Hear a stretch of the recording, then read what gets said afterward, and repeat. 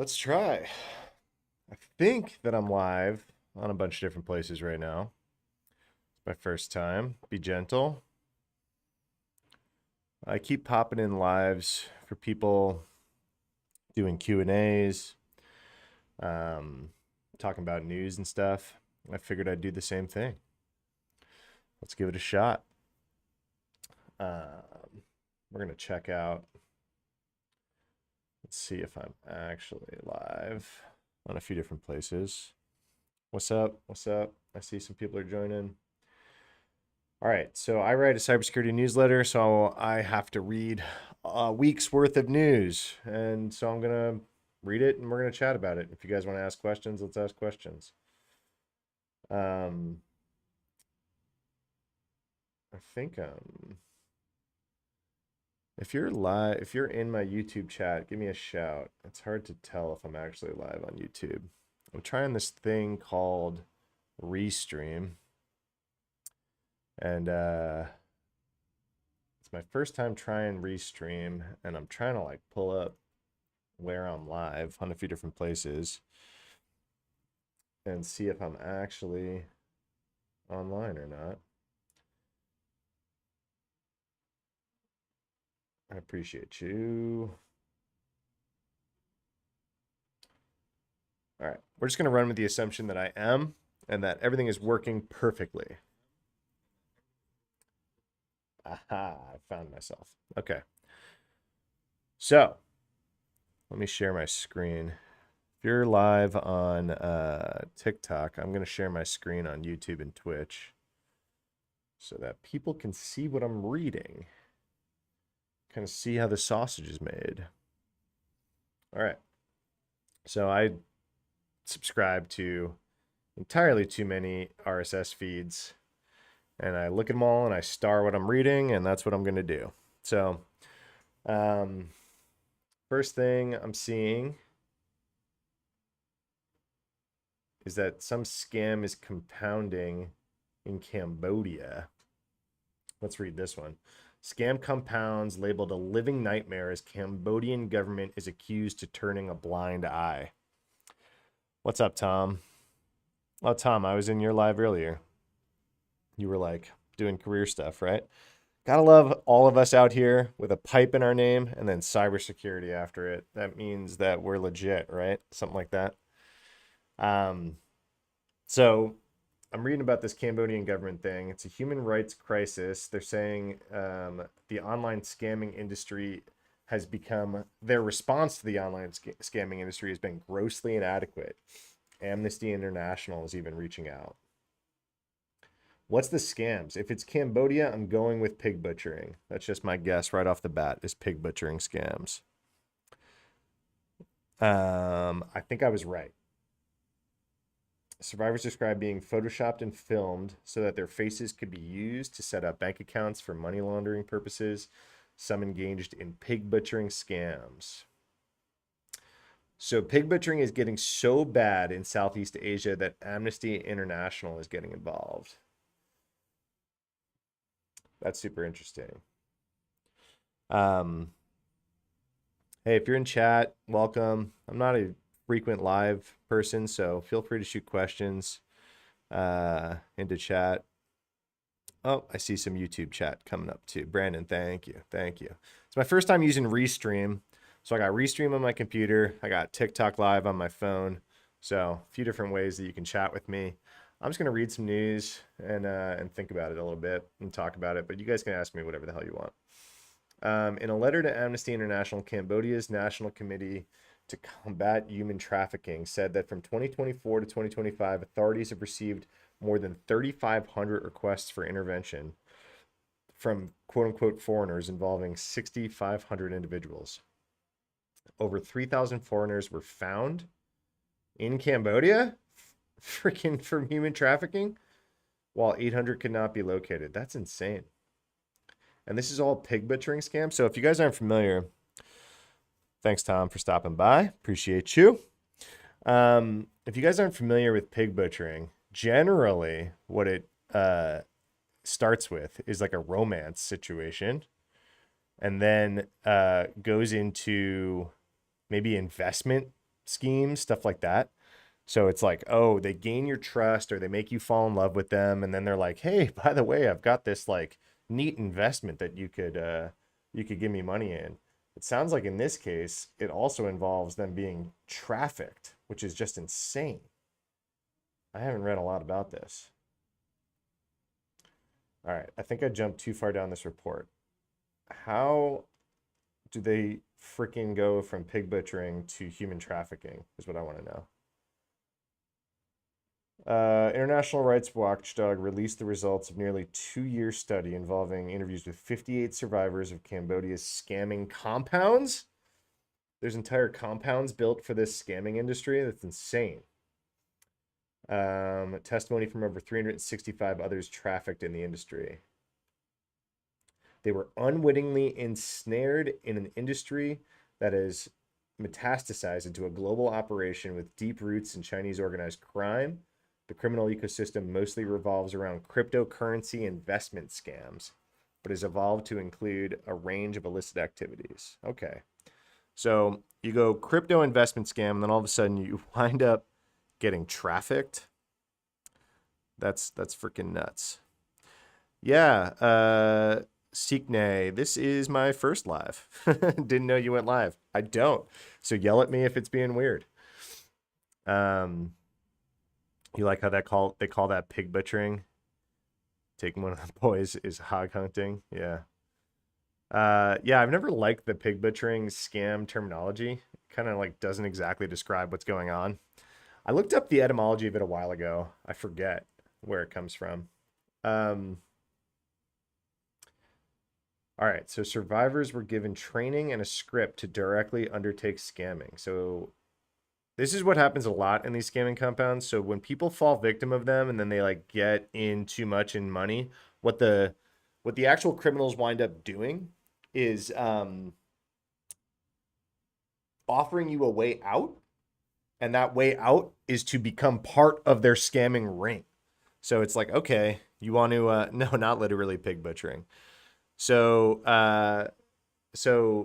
if you're like in the hole for however much freaking crypto to these people because you fell for this scam and you want out and you have no means to get out, right? So say you're like impoverished in Southeast Asia, whatever it is. They're like, cool, here's a script. We're going to train you. You're going to make more people fall in love with you and invest in this scam.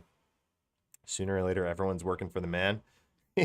Yeah, okay. So I guess it's not even necessarily just pig butchering. Go ask Callus. Are you just straight up saying capitalism is all pig butchering? It's all pig butchering. It's turtles all the way down. Most important skill to learn as a sophomore in college studying cybersecurity. The soft skills. You're going to learn the technical stuff as you go. Learn the soft skills. I told someone, I was on a live earlier, and they said they were getting their master's degree at NYU in cybersecurity. What up, Jacoby? Yo, big fan. Jacoby's the man. They were getting their master's in cybersecurity at NYU.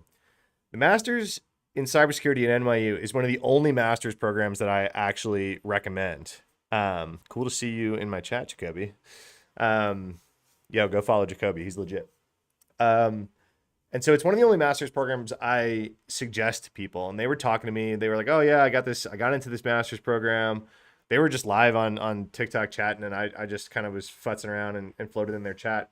I was like, hey, by the way, did you know that Dan Guido started that master's program or helped start that master's program? And he's the CEO of Trail of Bits, which is one of the most legit like security consulting firms on the planet. I was like, I guarantee if you reach out to him on Twitter, or if you reach out to him on LinkedIn and just say, hey, Dan, I just got into the NYU thing. Someone told me that you helped start it. Thanks. You know, just saying hi. This is me. I'm like new to the master's program. I was like, I know Dan. He'll write back and he'll be like, cool. Like, thanks. That's the most important skill as a sophomore in college. It's just having the freaking guts to just reach out to random people. The technical, you'll figure out the technical stuff. Everyone figures out the technical stuff. Like, as technical as you want to be, just go down rabbit holes. When I was in college, YouTube wasn't even around. I remember talking to someone who was getting a CS degree a few years ago. They were like, you graduated with computer science without YouTube? How'd you do that? I was like, oh, I don't know. fucking books and hung out in the lab, whatever it was, just hacking on stuff in the lab until 3 in the morning. But yeah, that's it, man. Like, just go down rabbit holes, figure out what the hell you actually love, and figure it out. What up, Kay? Is it you? Am I talking about you? Are you the person whose live I was in earlier, who's at NYU? I think it is. I was like, I should go live more. Here it is. I think the person I was just talking about showed up in my life. Yeah, what's up? All right, we're all just brain rotting all day. All right, so I'm definitely going to write about this pig butchering scam in my newsletter today. This is a crazy story.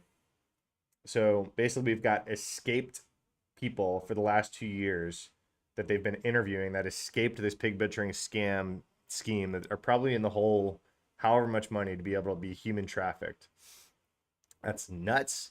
This is real world consequences of cybersecurity. Yeah, Will, no problem. Ask whatever the hell questions you want. If you want like an action, that's kind of a bullshit answer, Will. If you want like a technical answer, shout. I need to pull some info from our EDR platform's API, and it was scary how quickly AI did all that. Dude, Hallis. So this is what I'm talking about. So if you guys don't know, I take like sponsorships from like cybersecurity vendor. I'm like really deep in like to cybersecurity vendor land. I also ran software security at a large social network for a while, so I was the customer of a lot of these things. And like I was seeing AI coming down the pipe, and everyone, and I don't know if you've been in the industry long enough, you remember everyone saying machine learning 10 years ago. Oh, we're going to do machine learning to detect all sorts of attacks and all this kind of crap. And it wasn't magic. It was just like stats. It was just like sparkling data science, right? And AI, I was like, oh, maybe that's kind of feels the same, right? Like magic AI detections weren't really a thing, though I'm starting to see some cool shit with the latest models. But the one thing that I've always said AI is going to be really cool at is exactly what you just said in chat. He said it was insane how fast he was able to pull some stuff out of his EDR's API with AI.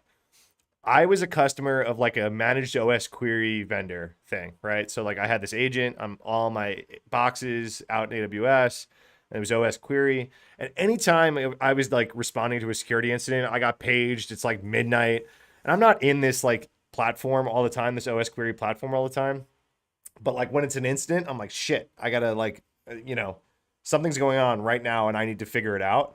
And I'm like, wait, what is the syntax to like figure out what other IP addresses this person might have attacked, or crap, what is the variable name? And it's like I said, it's 1 o'clock in the morning. You're like squinting at your laptop and get paged. I was like, ooh, I wish that I had AI that I could just like say the English sentence. Hey, tell me every IP address that this person hit in the last hour. If I could just say that sentence and that just happened without me having to know the freaking syntax in my sim.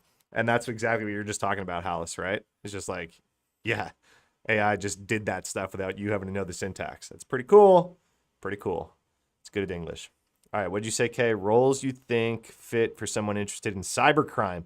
Ooh, I love that question. So I just went to a conference called SleuthCon. Look it up, like sleuth, like you're a crime sleuth. SleuthCon, and the whole conference was focused on cybercrime, floor to ceiling. When I go to conferences these days, I try to go to a bunch. Networking is just important. And when I go, I'm usually just like chatting with people, like in the hallway at the hotel bar, whatever it is. SleuthCon, I sat my ass in the front row and listened to every talk from 9 a.m. until 5:30 p.m. I listened to every single talk that went on stage because it was all about cybercrime. What up, Ryan? I've known Ryan for as long as I've known anyone in the industry. What's up? Yes, okay. SleuthCon, look it up. Go next year. They do. The people that put on that conference do 2 conferences 6 months apart. So they split the year. So SleuthCon just happened. It's all about cybercrime. 6 months later, so I think it's in the fall, I want to say November, they do Cyber War Con, and that's all about nation states and APTs instead of cybercrime, right? Cybercrime roles you looked at don't pay really well. Yeah, I don't know. Just recently went to one of first one this year at Secret Con. Networking was the best. Yeah. All cons, the networking is the best part. But holy crap, SleuthCon, it was like the people that hunt cyber criminals, like ransomware gangs and stuff like that. The people that hunt them at Google, at Microsoft, at CrowdStrike, like at like Allison Nixon at 251B, who like hunts the comm. Like those were the people on stage, and they were like, look at this gang that I hunted and how I hunted them. Like, check it out. Here's exactly what I did, how I found them, all that kind of stuff. That was freaking dope. That was dope. Roles is hard. So investigators, threat hunters, like find threat hunting roles. They don't pay bad at all. If you get on the threat hunting team at like a big company like, you know, Palo Alto Networks or Microsoft or CrowdStrike, and you're getting into threat hunting, and you can like express interest in cybercrime, like those roles pay well. It was brave to do openly, Jacoby. I was thinking the same thing, Jacoby. It's like these gangs literally are violent, and they got on stage as the people that hunt them down and like help put them in jail, and they got on stage and they were like, "Hey, this is me. This is what I did. Look who I put in jail." Threat hunting, not thread hunting. Threat hunting. So that's like, if you want to practice threat hunting, I found like a free game. It's like KC7, I think it's called KC7. It's like a free gamified threat hunting training tool. Super cool. But yeah, it's like learning to comb through logs, like cybersecurity logs, and like find the bad stuff, find the threats. Like, is something bad going on right now on my platform? You have to go like out there and find it and figure it out. That's threat hunting. It's like a more active SOC role. If you've heard of SOC, Security Operations Center, basically what your job is to like respond to alerts that like tools are like spitting off. Ryan, that's awesome. I got to try KC7, see if I still have my chops. I've been in leadership too long. So yeah, SOC is just like responding to alerts and stuff. So it's like, oh, you know, CrowdStrike's making noise, guard duty's making noise, whatever it is. That's SOC. It's like, oh, look at this alert. I got to go figure out if something bad's happening. Threat hunting is active. You're like, nope, fuck alerts. I'm not waiting for alerts. I'm going to go find the people doing nasty shit on my network or on the internet. If you're like Microsoft, you're not talking about your network at any point. Everyone's a Microsoft customer. So if you're threat hunting at Microsoft, you're threat hunting the internet, you know? So like, I got to talk to some of those guys and they're like, yeah, I had to notify this customer that they hired a North Korean, a North Korean spy. I'm like, oh, and they have a whole person dedicated to that. It's like, yeah, I'm the North Korean guy, threat hunter at Microsoft. I'm like, that's a cool freaking job. Microsoft has the Defender Ninja course, walks through threat hunting. Cool tip by Brandon in YouTube chat. Sorry, I'm live a few different places. So, Defender Ninja course by Microsoft is good on threat hunting. Cool. Yeah, KC7's cool too. What's up, Roman? Roman, you were in that other live chat today saying you follow me on Instagram, right? I said hi to you. What's up? Ryan, super cool that my video on KC7 tipped you off to it. Let me know if it's actually cool and legit. It seems cool and legit. Great advice. If I missed any questions, go ahead and shout about them. I couldn't go live on Instagram at the same time, I don't think. I think I would need another phone. So I think I'm live on YouTube, Twitch, and TikTok. So Jacoby just recently had a call with the Microsoft team and got to meet some of them. Went well. They have a giant team. So like, I think their team is over 2,000 people on security. So that puts them at them being one of the largest security teams on the planet, one of the largest security companies on the planet, and they have one customer, right? It's fucking nuts. Dude, I've opened 6 browser tabs to follow up on. Yeah, I get that a lot. So, okay, so I live in Austin. There's a lot of entrepreneurs here in Austin. So, I'm in like a founders group chat, and a few of us are like really AI obsessed and like really follow all the AI announcements and stuff. So we have like a subgroup of the Austin like security founders that are really AI. So we have another group chat just on that. And I went on that group chat once. This was like a few months ago, and they were talking about some tool that I hadn't heard of. And then like the next chat was like the new version of that tool, and I hadn't heard of the one that they were just talking about. And I'm like, guys, like what? I'm like 3 tools behind on what you're talking. They were like, oh, you haven't tried Klein? Well, screw Klein. Rue code is actually way better than Klein. And I was like, guys, I must have blinked for 15 minutes. How are you 3 freaking AI tools down the road from me? That's so I understand the opening browser tabs in crazy, crazy fashion. Would a degree in cybersecurity be enough to get a decent paying job, or would you need certifications? So I'm 18 years into cybersecurity with 0 certifications. I know that like that sentence comes from like a place of privilege that I got into cybersecurity like in the early 2000s, and so my resume has always looked kind of cool as cybersecurity has like gotten bigger. Um, so I don't think you need either. I work with a ton of people that are college dropouts. Pretty much all my bosses I've ever worked for never even had a college degree. So you're talking like heads of cybersecurity at very large banks and very large social networks that don't have degrees or certifications. So, but we're all old. We're all old guys. So, I understand. I understand if you're just getting in the field, you're trying to figure out how to differentiate and learn. I'd say most important thing is to learn publicly. This is what I tell everyone that I'm like, if I like have a mentor type conversation with anybody, just learn out loud. Whatever you're figuring out, do this, do what I'm doing. Make a video, turn on the damn camera and learn out loud. Because you don't think that someone is going to watch, someone's going to stumble in here. Right now, I know of a few people that are in this chat that like work at or have worked in cyber a long time because I've seen their names pop up. And if they saw you, like if they popped into your chat accidentally, or if they saw me talking to you or whatever it is, like that's how I joined Twitter when it started in 2007 or 8. And I was just like interjecting myself in conversation with like the head of cybersecurity at Verizon, was talking to like the head of fraud at PayPal. And I was just like, hi. And I'm like in my dorm room, like, hi, like, can I ask you guys questions? You know what I mean? Like, it, and I still know those people. I've actually worked with both of those people. So sorry, Best Trust. What company? Microsoft, maybe? Talking about what? Anything helps nowadays. Don't put all your effort. Jacoby, yeah, so technically not 0, if I'm being honest, but the technically part was I was in AppSec and I was like doing a lot of public presentations about AppSec. And so when SANS or GIAC or whatever wanted to make like an AppSec cert, the GWeb, they hit me up and they were like, hey, can you help us write the test? So I like wrote questions for it. So they gave me that cert. Does that count? Can I still say I don't have any certs? You know what's really funny though? You want to know the fucked up part? They gave me that cert because I helped write the test, and then like a year or two later, whatever it is, they sent me a bill to renew it. I was like, get the fuck out of here. I'm not renewing. You gave it to me for free.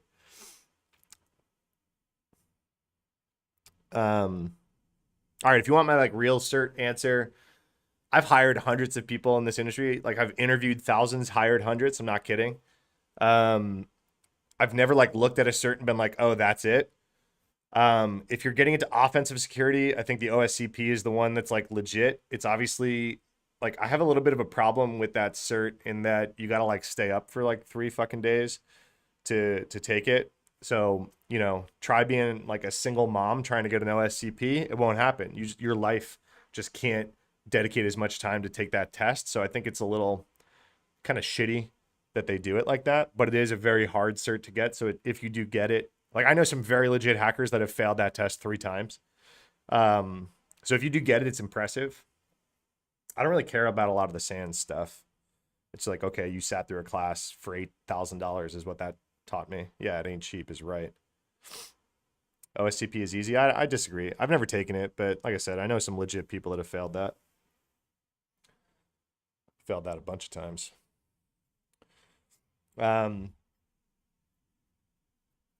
Yeah, I don't know. My biggest tip to anyone listening trying to like break in the field is just do whatever you're doing publicly. I owe a lot of my success to just consistently being loud on Twitter and blogging and podcasting and all this kind of stuff that I've done for fucking 18 years. All right, should we pull up some more news? Let's pull up some more news. I just locked my screen. I just realized that my YouTube had that like thing up that whole time. It's all right. Bumble feature connected to OpenAI. Who's on Bumble? Raise your hand if you're on the dating app Bumble in chat. Seems like they might be sending your shit to ChatGPT, whether you like it or not. AI taking over most entry-level security jobs? No, I don't think so. AI is being built into everything. I don't think it'll take over any entry-level security jobs. It'll disrupt some shit. It's not going to take over jobs.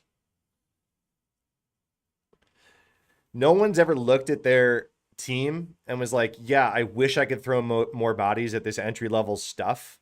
Like, it's always like, oh, please, can we just get some people to like do the bug bounty triage or the SOC alert triage to just free up people that know what they're doing to like do other stuff. So we're just going to, I think AI is probably just going to speed those entry level jobs up. But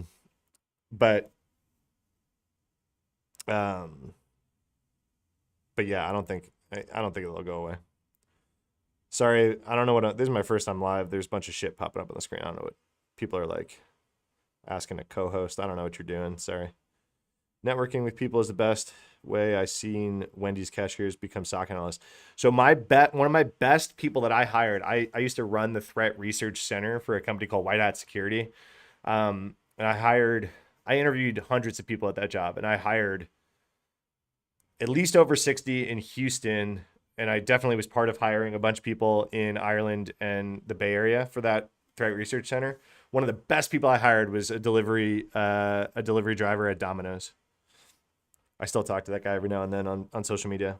I hired him straight out of Domino's. He wound up being legit. He wound up like getting promoted a few times. He was awesome.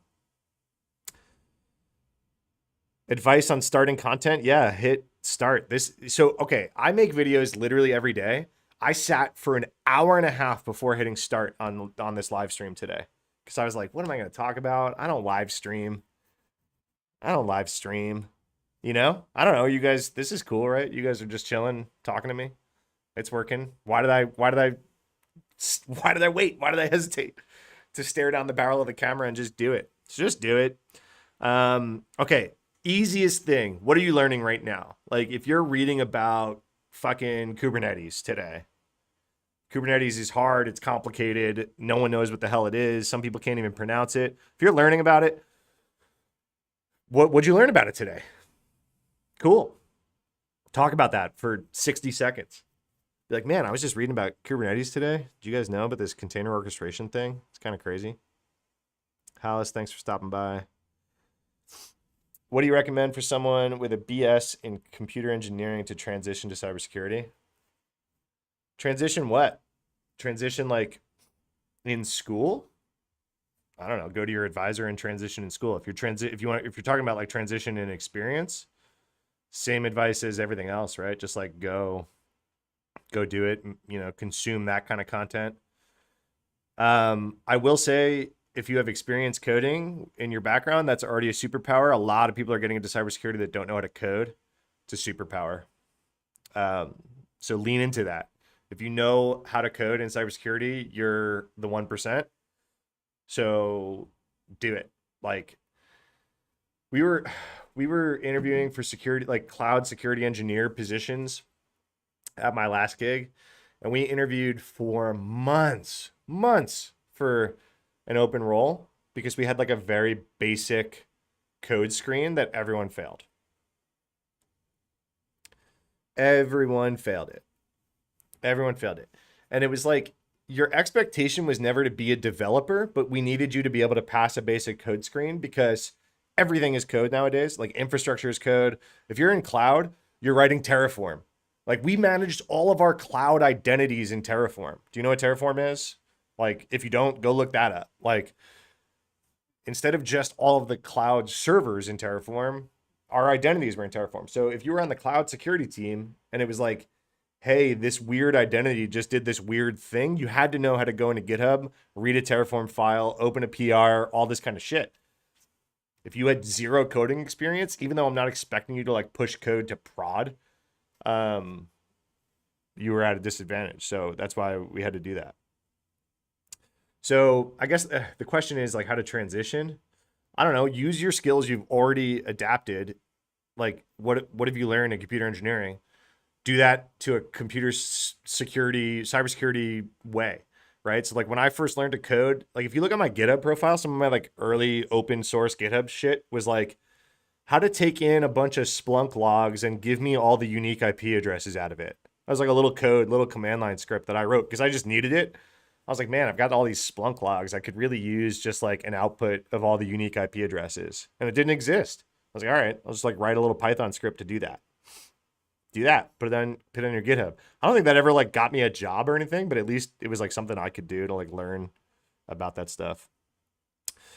Ryan says infosec is so broad, so many individual areas. If you're good at coder, go AppSec. I don't disagree. AppSec is a great place if you know how to code, and obviously AppSec is where I spent most of my career. So I was head of AppSec at a few different places, and I was an AppSec pen tester for a long time.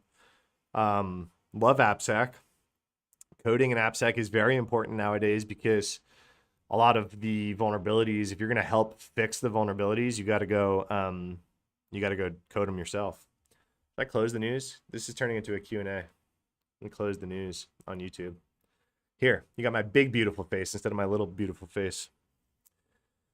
But Ryan, I'll also say, like I said, cloud security, AppSec is just an important incident response. Like the threat hunting team that I was like helping build at my last job were all the strongest engineers, the strongest coders on the team, right? Building detection engineering. If I was getting into cybersecurity right now, I would be doing detection engineering. That's what I would be doing. Everyone's going to need more detection engineering. Only the top companies are even doing it. It's going to start trickling down. Jacoby, I know upwards of 10 programming languages. And I still feel so behind. You're not, Jacoby. That's all in your head. You know that. Jacoby just beats himself up. He's legit. Do I need to know how to reverse engineer for entry-level job? No. What? Okay. I don't know extremely senior level people that know how to reverse engineer. Reverse engineer is such a specific skill set. It depends. Entry level what, right? I don't know of any entry level malware analysis jobs, but then yeah, maybe. Oh, I do Terraform, Kate's Helm, Docker. Sweet. Dude, Lyle, you're the 1%. You can go get a job today if you do all that, if you don't have a job. Terraform, Ansible, Jenkins, Chef, all very important skills. So like being fluent enough in languages would be enough. I mean, yeah, for a lot of jobs that I was interviewing for, I was never expecting you to like be, like I said, I never thought that anyone on the security team was good unless I hired specifically for that. No one on the security team was like pushing new features to prod, right? But I expected you to be able to like code your way out of a paper bag a little bit. You know what I mean? Like, all right, like what are we doing? What are we doing here? AI codes, just ask it. It's very true. Very true. I'm big into vibe coding myself. I agree. But I will say the people that I know that are good at using AI code tools know how to code themselves. The people I know that are bad at AI coding tools don't know how to code. Does it matter if I hosted my projects on GitHub or GitLab, Codeberg? No, I guess not. GitHub's the most popular. I would just host it on GitHub, so you can like link that somewhere in your link tree. Ryan loves reverse engineering. Ryan, it's because you're an old nerd like me. You still at R doing your own thing. I am not at Reddit, if that's what you're talking about. Matt Keeley? Is that Matt Kelly? With a weird name? Who knows that I was at Reddit? I left Reddit in November. I've been doing vol new stuff for a long time. I play video games, which is how I got into reverse engineering, then onto malware analysis. Video game hacking is a common career path origin story. How do you stay sharp with coding and not dull by too much vibe coding? The fact that you ever thought that I was sharp at coding is kind of funny. I've never been a great developer. Vibe coding is like a godsend to me because I've never like loved coding. I've coded maybe 2 things that ever wound up like in prod at like a large company that you guys have touched. I've maybe written like a few little packages. I wrote like a weird Golang um, thing that helped. It was like an auth security module that like helped with the auth of this company that I was at. That wound up in prod. It's probably still freaking running the way code works these days. Um, so no, I was never like a great full stack engineer or anything. I did enough. Yeah, I did the BF panel with me at RSA. BF panel with me at RSA. Bishop Fox. Bishop Fox. What up, Maculi? I'm gonna follow you so I remember that. I remember doing that Bishop Fox thing. They had all the bright lights on us, man. We were like in a TV studio. Is that what you're talking about? We were in like a TV studio in a basement of a hotel, and they started asking us questions about AppSec or something. And I think, yeah, Matt. Okay, so me and Matt were on this panel. I think I did this panel 2 years. So me and Matt were on this panel, and then there was a girl on the panel. And she was so nervous, and she had like talking points like written on paper and stuff. I felt so bad. I feel really bad when people get super nervous at AppSec Modern Strategies. Yeah, I get so bad. I feel so bad when people get so nervous to go on stage, and then I go up there. I almost feel cocky. I get nervous too. Like I said, I sat for like an hour before I clicked live on this button. I got nervous to do that, but I kind of get up there, and then I just wind up doing my thing. I'm in a Python class. It's tearing me up. Getting my associate's degree. Cool, man. Just keep going. Learn in public. Just make content about what you're learning. There's someone out there that wants to learn from you. How can you find someone who called you with no caller ID? I'm a millennial. I don't use my phone. I turn my phone off. I've changed phone numbers because too many people called me with no caller ID. I don't know. I don't know how to find anyone. Not an OSINT person. All right. I was reading this news story. I got to write my newsletter in the next couple hours, so I'm trying to collect some cool news stories. So the app company Bumble's partnership. Oh, wait. Let me change my screen on YouTube and Twitch. If you're on TikTok and you want to see the news stories that if you want to see the news that I'm reading, I'm sharing my screen on YouTube. All right, so Bumble has a partnership with OpenAI, which apparently GDPR people in Europe are pissed about. Some organization called NOYB, which stands for None of Your Business, love it, love this organization, is going after Bumble for sharing too much of your data to OpenAI to analyze users' profiles. So it doesn't ask for consent from Bumble for Friends or Bumble. Oh no, it's just Bumble for Friends, not the dating app. Bumble's website says the technology is meant to help customers come up with a tailored, meaningful message. All right, I don't know. It's kind of a cool story, but nothing earth-shattering. It's a cool headline, not a crazy cool story to include in my newsletter. What's the minimum set of certs you recommend? I've talked about this a bit earlier. Ryan, I think my username is like Reshicoat or something on Twitch. I hope you can find it by searching like mattjay or Matt Johansson. Reshicoat on Twitch. RESHIKOTE. I used to be a gaming streamer, and it wouldn't let me change my name to mattjay on there just now when I tried. But my YouTube channel is still there. Certs, I don't have a minimum set of certs I recommend.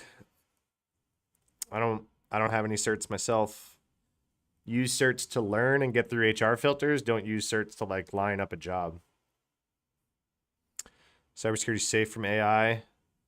I mean, that's a hard question. I'm seeing, depends on what you're doing. I'm seeing AI bug hunters come out. So if you're a bug bounty hunter, that stuff's kind of coming around. I don't think AI is going to get real good at like some of them really complex stuff in cybersecurity anytime soon. I'm not losing sleep over it. I got interested in cyber from a random YouTube video on DEF CON Ring Zero. That Chris Domas. That name sounds familiar. I talked at DEF CON. It's on YouTube. I talked there in like 2010, 11. Now AI is taking over fast cyber, a lot of pattern matching. Yeah, I'd say like I'd say AI is going to enhance a lot of this like repetitive cybersecurity stuff before it replaces it. Certs or a bachelor's degree. All right. If I was someone's dad and they were my kid and they were asking me certs or a bachelor's degree, I would say go to college and live there and experience it because it's the only time that you're going to like live in a walkable community and have no responsibilities, and maybe you have a little bit of money in your pocket from like a campus job, but you don't really have any bills. Go do that and like live that experience, maybe study abroad. And then yeah, come away with a bachelor's degree. Don't go into too much debt for it though. Go somewhere that you can afford or get a scholarship. And then worry about certs and all this kind of shit. Go experience college. It was the best time in anyone I know's life. Go do that. Talking about for a job, I'd say neither are the most important. I'd say networking and like just actually learning the shit. I don't care if you can shell out the money for certs or degrees. Job searching tips, networking, get in person in conferences, talk to people, say, "Hey, I'm looking for this kind of job." Go to a local B-sides, go to a local OWASP chapter, go to DEF CON in Vegas, go to Black Hat in Vegas, go to RSA, go to infosec London if you're in Europe, go to Confidence if you're in Europe, that's in Poland, go to AppSec EU is usually in Amsterdam. Go to these conferences and be like, "Yo, I'm looking." Otherwise, just LinkedIn, I guess.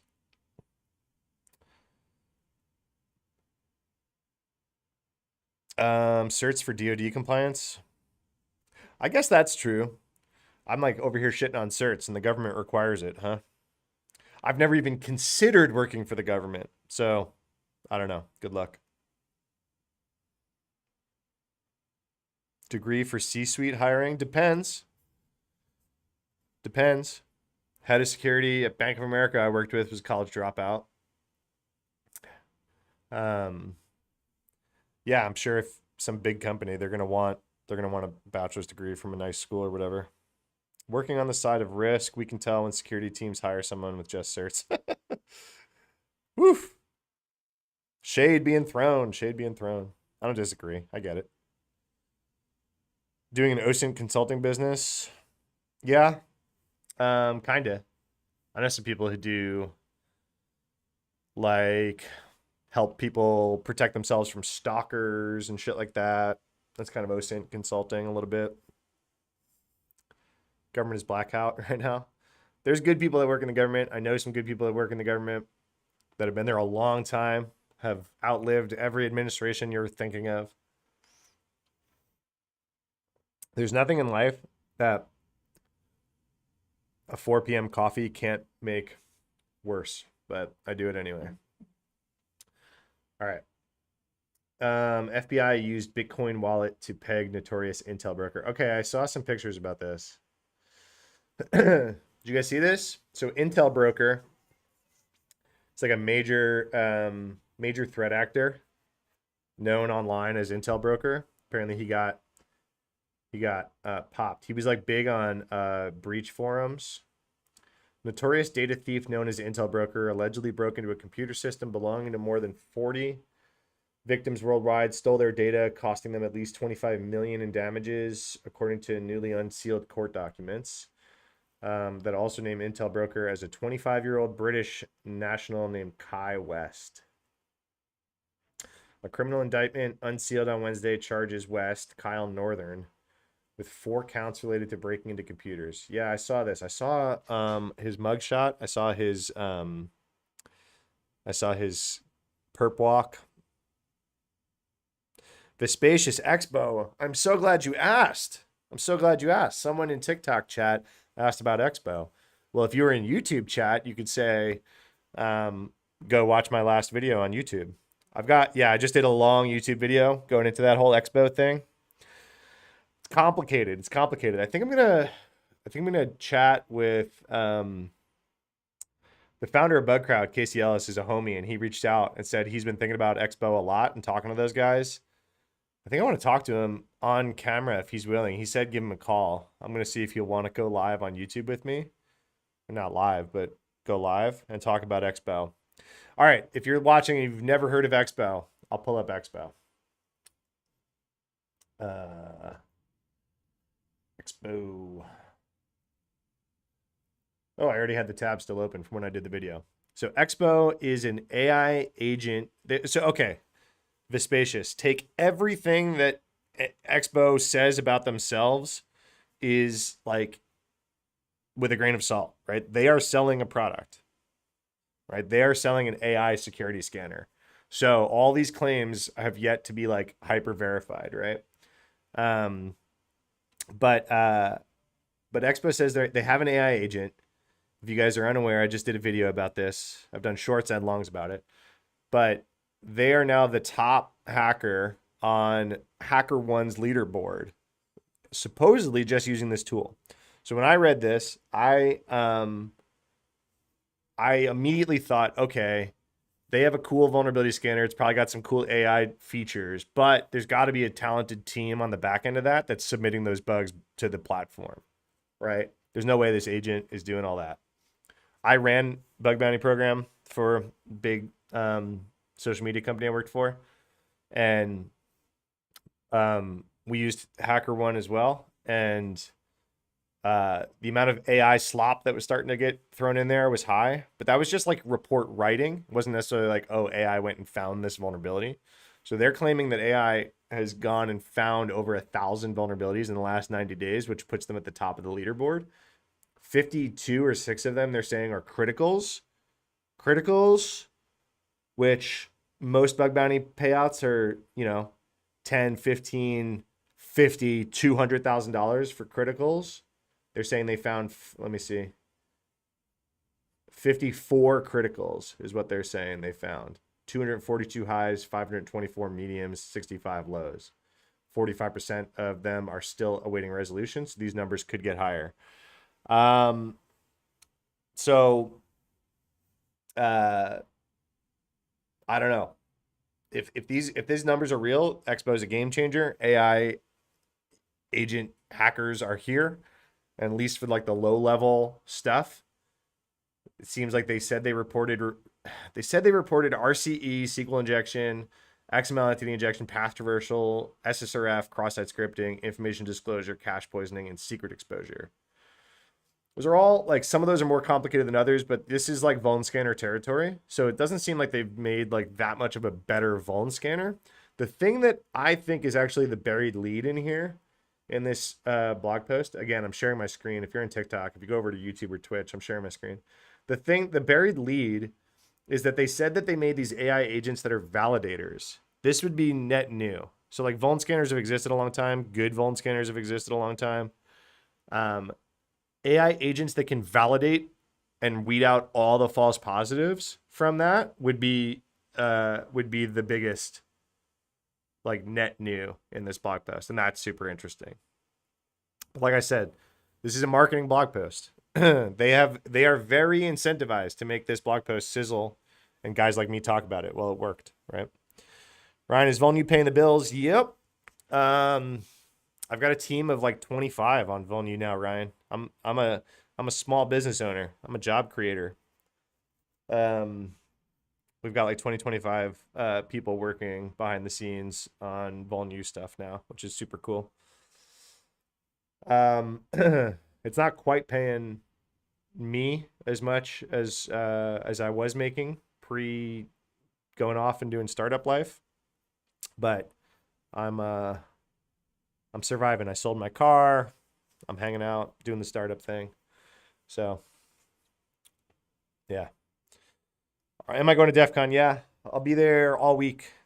I'm actually doing a lot in Vegas. If you're in here and you like do Vulnu stuff, if you read stuff, or if you watch all my videos, should I do a meetup? Should I do a Vulnu meetup? Give out some t-shirts, print some t-shirts. Give out some swag, something like that. Does creating a home lab and using Wireshark to find vulnerabilities be enough to get a job? No. It's good. It's good practice. Wireshark to find vulnerabilities is kind of a weird statement. Most Wireshark level vulnerabilities are of 20 plus years ago, you know? I mean, Wireshark's still a good tool, but like you're not going to find a whole lot of like unencrypted traffic these days. It's good practice. Thoughts on quantum cryptography? I'm actually advisory CISO. I'm like a fractional CISO for a quantum computing startup, so I'm like super deep into that. It's been 5 years out for 30 years, so they're there. They're real. It always sounds interesting and scary that quantum computers are going to pop around, but Metasploit for villains. Yeah, learn Metasploit. I was like an early Metasploit pen tester. Metasploit came and like made my life so much easier when I was out here pen testing. All of a sudden Metasploit showed up and I was like printing pen test reports by running Metasploit MS 08 067 modules. Yeah, Ryan said in YouTube chat, and I agree, Burp Suite more than Wireshark for finding things. Yeah, I agree. I used to Burp Suite like every iPhone app and iPad app I ever downloaded. Man, you could find some cool stuff in like games and apps because they were like doing a whole bunch of stuff client side that they shouldn't be doing client side. Hey, do I need a bachelor's degree? Need is a strong thing. That's a complicated question. We've talked about it a lot already. Thoughts on cloud SIM tools for security logs? I have lots of thoughts. Ask me a better question. What do you mean? Thoughts on cloud SIM tools? Which tools? Which logs? What thoughts? I've used a bunch of them. I have a cybersecurity bunch of certs. Am I good enough? Can I get a SOC job? I don't know if you're good enough. Probably. If you got a bunch of certs and a degree, you probably know enough. Now you got to go be good at talking about it enough and doing it enough. Go do it. Go talk about it. Go learn to talk about it. It sounds like you got good at tests and stuff. That's cool. Dylan asked what my thoughts are on cloud sim log stuff. I'm happy to talk about, and I've used a bunch of them. There's a cool one out. My buddy's starting a new sim right now that's like built on top of ClickHouse logs. That's super cool, called Run Reveal. Evan, he's a homie here in Austin. He does some really cool shit. He actually just launched an AI chat agent today, so you can talk to your cloud and your sim logs. Could you cold call me? No.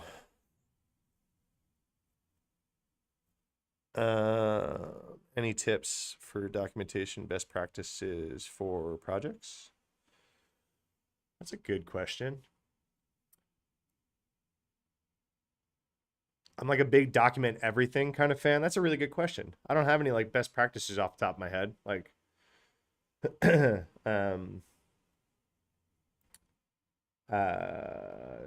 how do people use it? What do they get out of it? Some examples.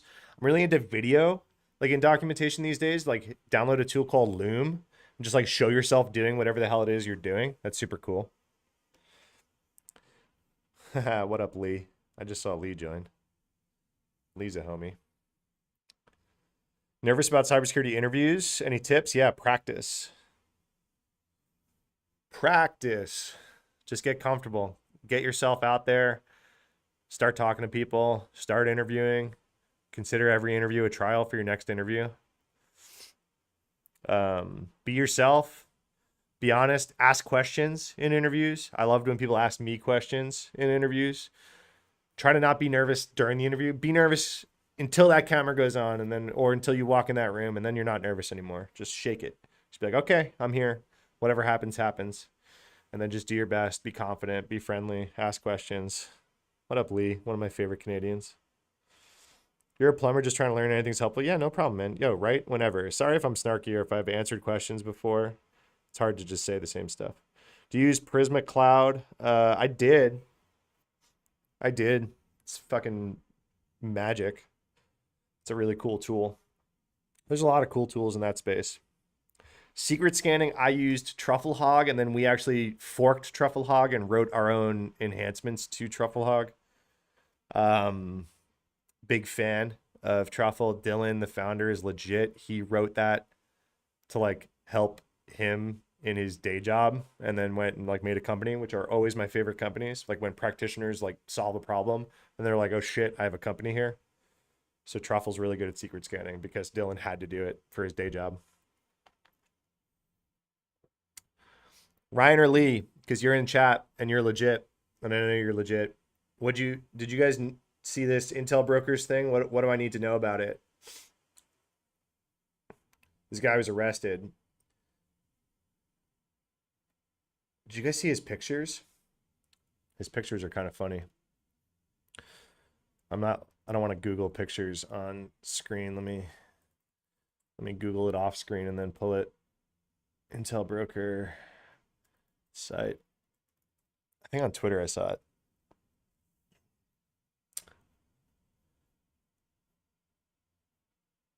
No, hold on, I can't find it. Why is Twitter search so bad? Oh, wait, I can't find his pictures. I have his driver's license. That's kind of funny. I really got to be careful. I'm not sharing my screen, right? You guys, oh, I'm sharing that news article. You can't search Twitter live on screen. There's too much crap. That'll get me in trouble. Oh, here we go. This is funny. All right, I'm sharing my screen over on YouTube and Twitch. If you guys are in the small chat, you've been heads down on something all day, you missed this to the Googles, yeah. So Intel broker, pretty large. You don't know anything about it, no worries. So pretty large threat actor, right? He's like very active on breach forums. He got popped today. He was arrested in 2018 under an alias for swatting and bomb threats. And law enforcement was able to connect Intel broker to his real name, Kai West. According to his criminal complaint, law enforcement did a controlled buy of data from Intel broker and were able to get his Bitcoin address. He then sent funds to a Coinbase account that he signed up for with his real info, like his personal email address. Agents executed a warrant on Kyle Northern Leet Gmail account, found his personal ID and payment details to Kai West. Kind of nuts. Kind of nuts. He's like a major threat actor, or a major like data broker guy. He like sold a lot of data. Global reach, cyber threats. Oh, what did you guys read about Citrix Bleed this week? So Citrix Bleed came out a few weeks ago. Wait, I forgot to star some of these. I want to star this one. I want to star this one. Citrix Bleed came out like a few months ago, that CVE, and then it just popped up again because they like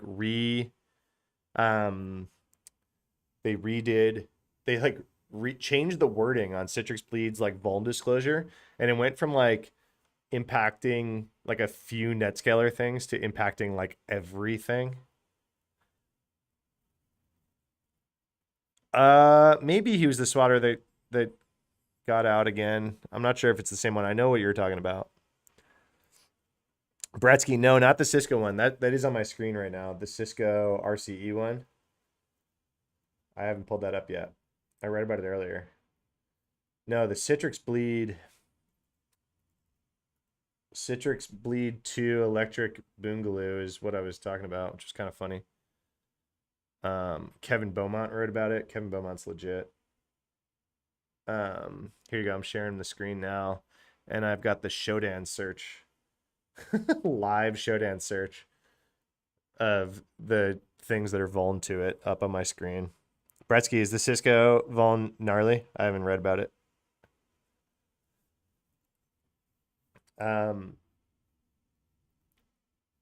But Citrix Bleed, so it was a vulnerability. They're calling it Citrix Bleed because it's a lot like Heartbleed. It's super easy to exploit. It's one single HTTP request.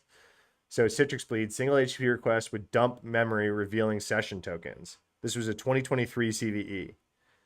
Well, they have a new 2025 CVE, and it's literally the same vuln. It just like, it used to impact only certain things, and now it's like all NetScaler management interfaces. So if you have a NetScaler management interface exposed on the internet, which guess what? There's like 56,000 of them in Shodan right now. They're vulnerable to this with a single HTTP request. This is gnarly. This is going to be a really bad day for a lot of incident responders right now. What should you do? Calmly identify internet exposed Citrix NetScaler boxes, apply the patches, terminate sessions. Yeah. So in memory on these Citrix boxes is pretty much everything, right? And whatever the hell they want. And then the Shodan search. Here's the Shodan search. Let me refresh. 56502. Is that fresh? Did I just refresh this search? Yeah, I guess that's fresh. I didn't see it. I didn't see it refresh. Oh, it's still loading. 56,000. You can search by the favicon. What? There's more.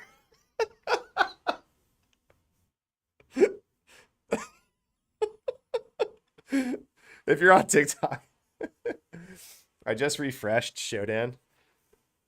It was like 56,000 and then I refreshed, and now it's 57,000. I thought it was going to go down.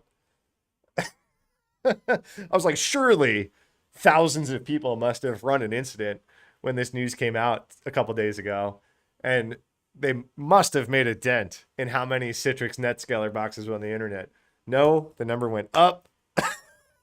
There's now 57,000 of these NetScaler boxes that are live, mostly in the US, that with a single HTTP request, you can dump all their memory, which includes session tokens and private keys and all that kind of stuff. Breathy, 2 CVSS 10s. Okay, hold on. I'll pull that up right now.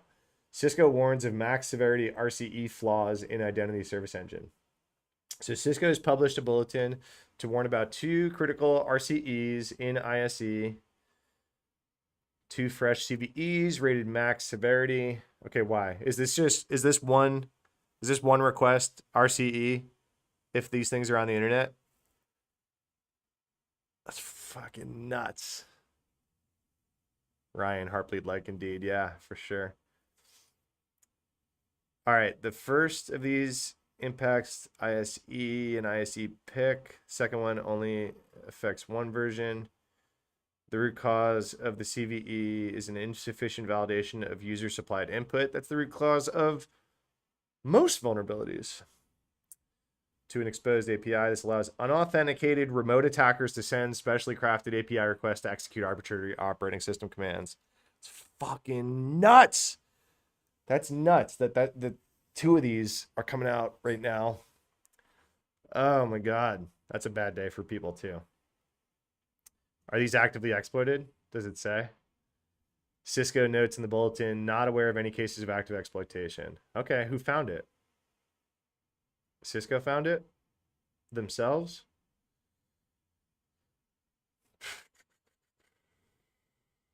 Users recommend to upgrade. It's not even a version flitch, huh? We've detected inactivity on your current live? Dude, what are you talking about? It almost just kicked me off TikTok live for inactivity. I'm like sitting here doing the damn thing, chatting with people. What do you mean, TikTok? It's not even a version update. It's just a patch. They're not even rolling the version on 2 CVSS 10s. No workarounds were provided. Straight, you must patch. That sucks. So a lot of these people can't patch these things. Can we find this on Shodan? I want to know how many people are using this. Or does Gray Noise have traffic about it? Because now they were unaware of active exploitation when they announced it. You best believe there's active exploitation traffic now. I guarantee there's a lot of this on the internet. Cool. Thanks for the heads up. I had this loaded up, Bretsky, but thanks for the heads up that it's legit and serious. That's crazy. Bleeping Computer did not talk about Shodan or anything like that. Um, Israeli. Let's read this one. Why do I have so many Recorded Future stuff in my feed today? Recorded Future out here killing it. Shout out Recorded Future. CIO where I worked when Heartbleed came out wanted to know if it was a big deal. As they said, she had a video conferencing rig in her office that was vulnerable. Showed her password from it. Ryan, that is a proof of concept if I've ever heard one. What's the CVE? I'm guessing you're asking about the Cisco one. I have it on my screen on YouTube. No worries. False hope. Yo, is that are you Nick? I think you're a mutual, right? CVE 2025 20281 and 20282 is what I was talking about. They are Cisco Identity Service Engine, straight up RCE, unauthenticated remote code execution with an API request on the internet. Pretty gnarly. Oh, what up, Nick? Cool. Roadmap for sec operations. What do you mean? You mean career? Is that a career question? Thanks, Bretsky, for putting the CVE in chat. Roadmap for sec ops. Good question. What's like an early SecOps roadmap? I get a lot of career questions when I go live, and I don't necessarily always have great answers because I'm old. SecOps. Well, practice as much as you can. Okay. Real answer. I said this earlier. I really like detection engineering. So like find any and all content you can on detection engineering, threat hunting, stuff like that. And then if you can code around that, even if it's like AI assisted, if you can prove that you can like do stuff around detection and engineering, you are the 1%. Nick, glad to alert you of a CVE that you might need to go chase. You heard it here first, folks. People come on my live, they find out that they need to go run an incident. I love it. I love when that happens. Yo, it happens every week. Every single week, I make an Instagram video or send out a newsletter. Every single week, someone replies and says, oh shit, I had to go fix this. How much you make as a cyber? How much you make as a cyber? I'm a cyber now. I made a good amount when I worked full-time in cyber. Now I do startup stuff and advisory stuff. So what I make in a year is very questionable at the moment. I don't have a salary. I'm doing this. I'm doing what you're looking at. And I help a few startups. I'm helping a startup get their SOC 2. So stuff like that. But people make a lot of money in cyber. Why from cyber to startup? A lot of people have asked me that. I've wanted to do a startup for a long time. I've tried to start my own company for a long time. I started Vulnerable U like while I still had my gig. Wasn't like competitive, right? It's like content. I'm not competing with anything. Whoops. I'm not competing with anything. So everyone was cool with me starting it. I've just been writing about it, writing my newsletter. I started taking sponsorships into the newsletter. Got a bigger newsletter, could take bigger sponsorships. Got a bigger Instagram, could take bigger sponsorships. So if you guys see sponsored videos, interact with it. That's how I pay my bills. And I'm in the fortunate position that I get to turn down sponsorships right now. So I'm only taking sponsors from companies I actually believe in. I get sponsor offers from all sorts of bullshit people that I turn down. So, so if I'm talking about it, I at least somewhat believe in it. No, I'm playing that down. I believe in it. Like there's not a single sponsor I've taken that I wouldn't like say, hey, yeah, go take a sniff at them. They solve a cool problem. They're smart people. And then, yeah, I'm like running an agency helping cybersecurity startups do this kind of stuff, tell their story and whatnot. And at the same time, I'm kind of like coding on some different projects that I'm going to launch. I don't know, man. I've wanted to do a startup for a long time. The ceiling is way higher. The floor is also way lower. I could go to zero right now, but I'm in a fortunate enough position that I can give it a shot. In the past, then, yeah, I made a good amount of money, man. Cyber people make more money than they should. We make there's good salaries in cyber. Mid-level SOC analysis 1 to 120. Yep, sure. And then Netflix. I turned down a Netflix role because I didn't want to move back to the Bay Area, and I would have been making in like the four or 500K range at that time, and I still didn't want to move back to the Bay Area. So the roles are out there that make stupid money. I think my CISO was telling me, my last CISO was telling me that some of his top engineers were clearing a couple mil in total comp with stock and stuff like that. And I've heard that from other people. If you get really good at this, you can find the money. From your experience, is cyber space a common career path from entry to CISO or CTO? Common career path from entry level to CISO, CTO. It's so funny because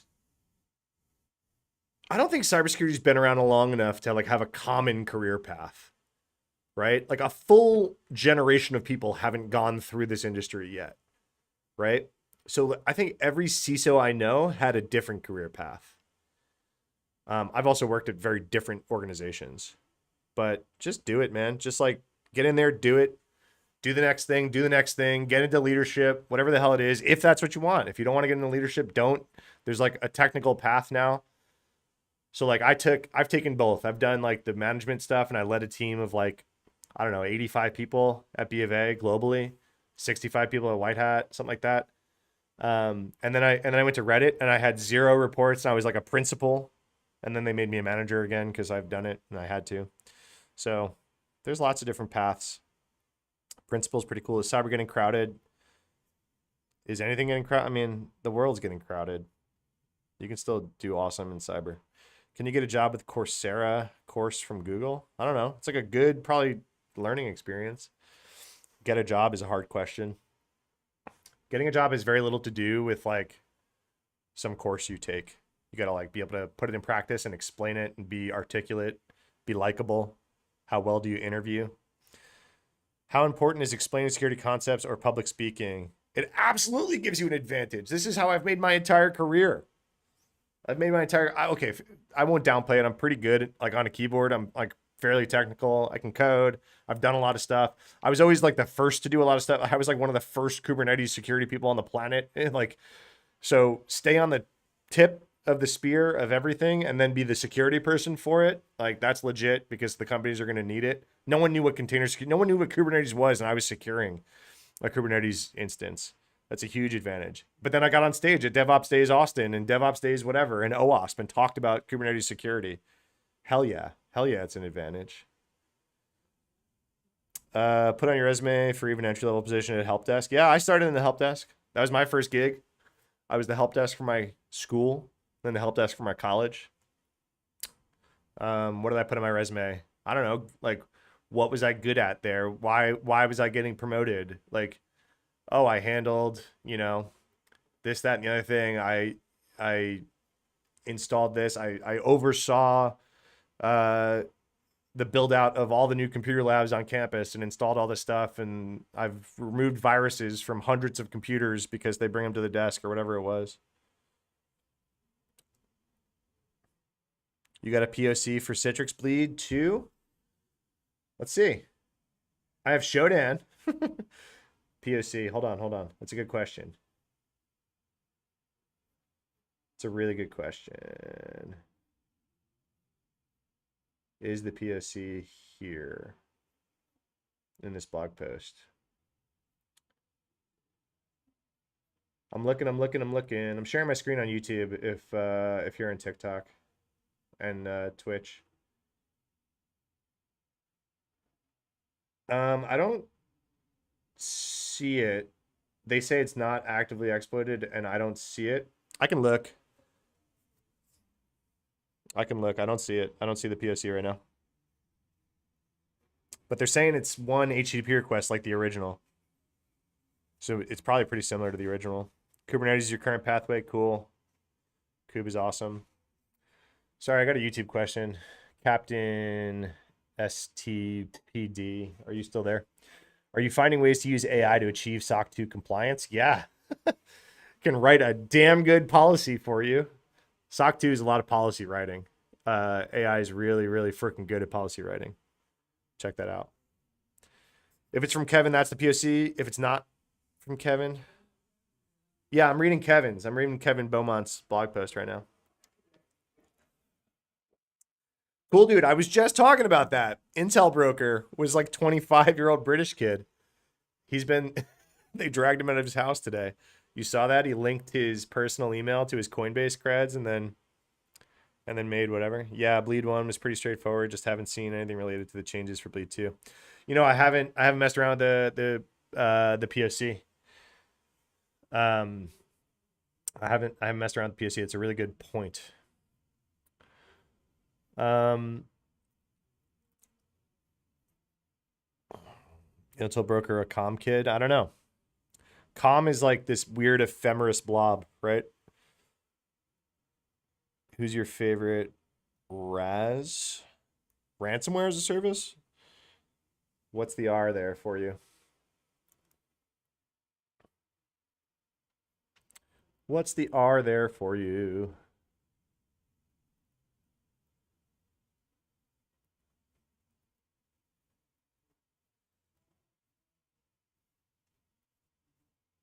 What's the R? Ransomware?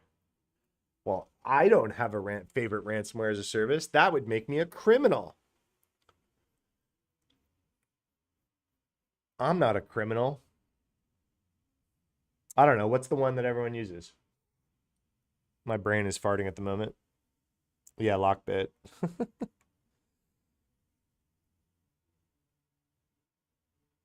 Preferred EDR platforms for what? For what kind of environment?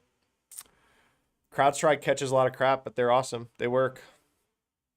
Remediation as a service. Surely they need remediation as a service.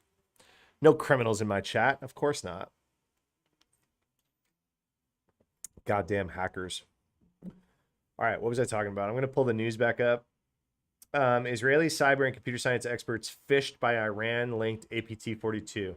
I've been reading a lot more about APT-42 lately. I think for obvious reasons. Dragon Force, that's right. That's the one that I was reading about most recently. Okay, thanks. My brain was farting.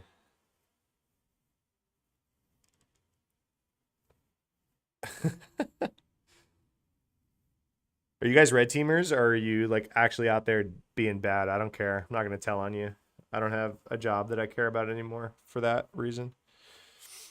Yeah, Dragon Force. How do you pronounce that? The Qlin one. You're a researcher, CTI. Yeah, cool. What's up? I got actual practitioners in my chat. I love that. Guys, UCTI guys in here. I literally was talking about the Cisco vulns earlier, and someone came in and was like, "Oh shit, I got work to do." So I love when practitioners come in here. Thanks for hanging out. Reminder that all these cybersecurity TikTokers are frauds. Otherwise, they wouldn't need to do this. Cool. Look me up, bud. Look me up, homie. I'm choosing to do this because I'm good at it. Decline. You hear how Microsoft's trying to move all EDR and AV providers out of the kernel? I did not hear that.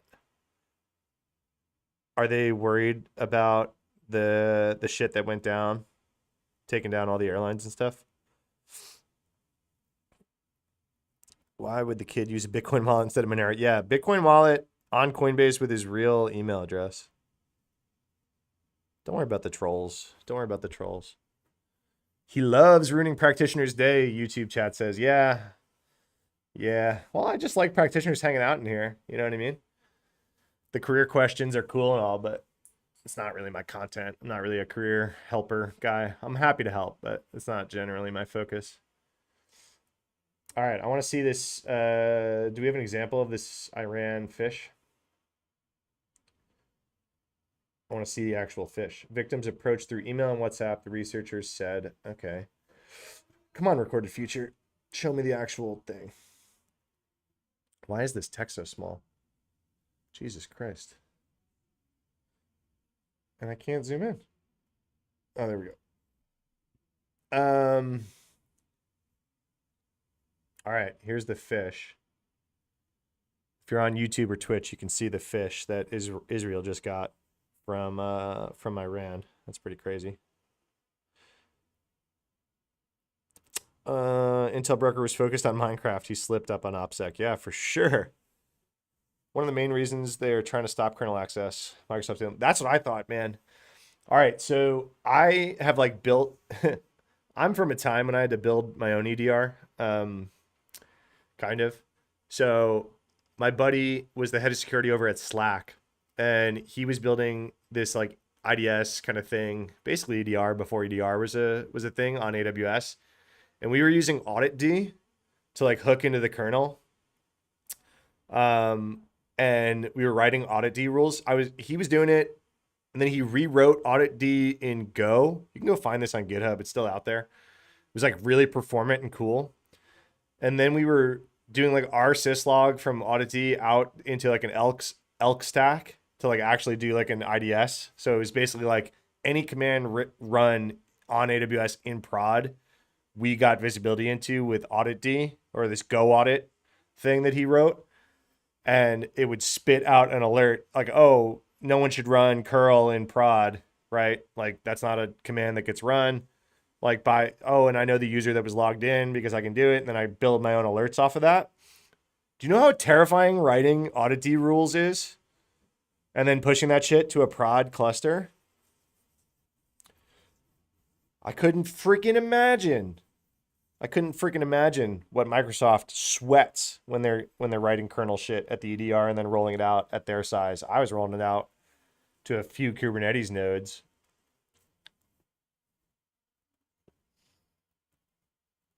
And that was nuts. All right, let's look at this fish.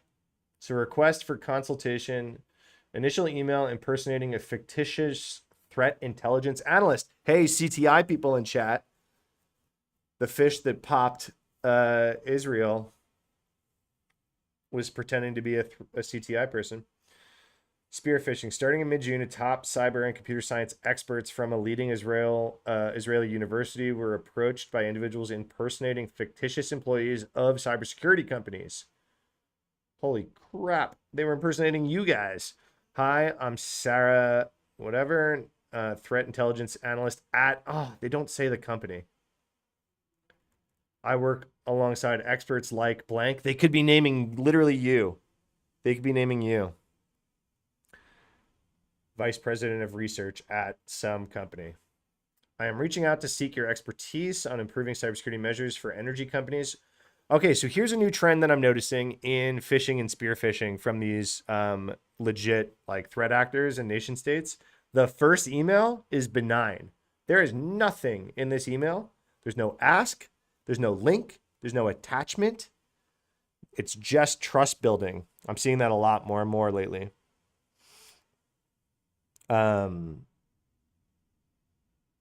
What update on Screen Connect? I was just talking about it. Hit me with the update. They all want to be us. Yeah, they all want to be CTI people. Tell me where to find the update. I'll find it. All right. So the first email from Iran to this, they're emailing and WhatsApping cybersecurity experts in Israel, which there are a lot of. And then also messaging in WhatsApp as a pretty lady, of course. Hi, I'm assistant to the CEO at blank cybersecurity company in Tel Aviv. With the Iranian invasion and the cyber attacks surge, we urgently need your expertise.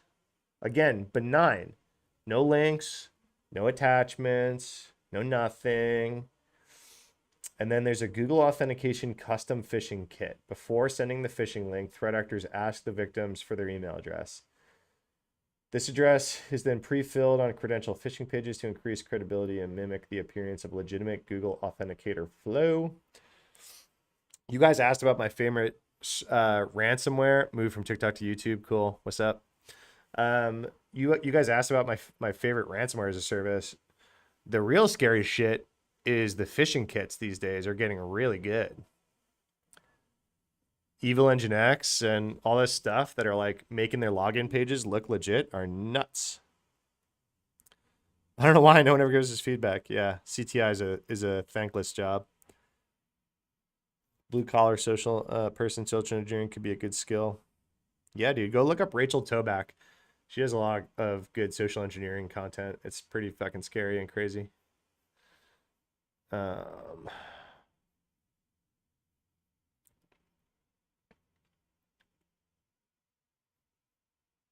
think we should help her sound serious. Are you falling for phishing live on stream?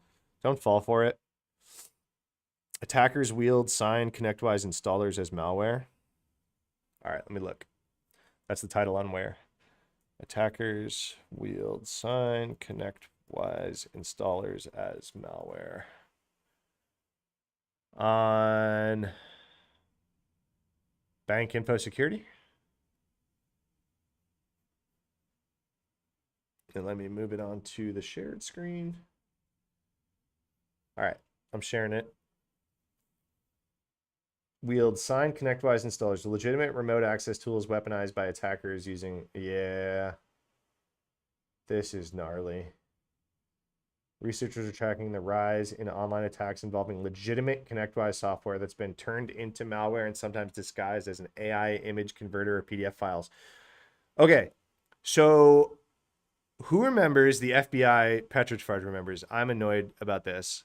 Who remembers the FBI came out with a warning like a few weeks ago, months ago, and they were like, beware of PDF file converters or image converters or whatever it is. And that's all they said. They didn't give a single example of a bad one. They gave you nothing. They just said beware of PDF converters. Guess what? People are going to still use PDF converters. Maybe give me some good ones, some bad ones. It was absolutely freaking useless alert by the FBI.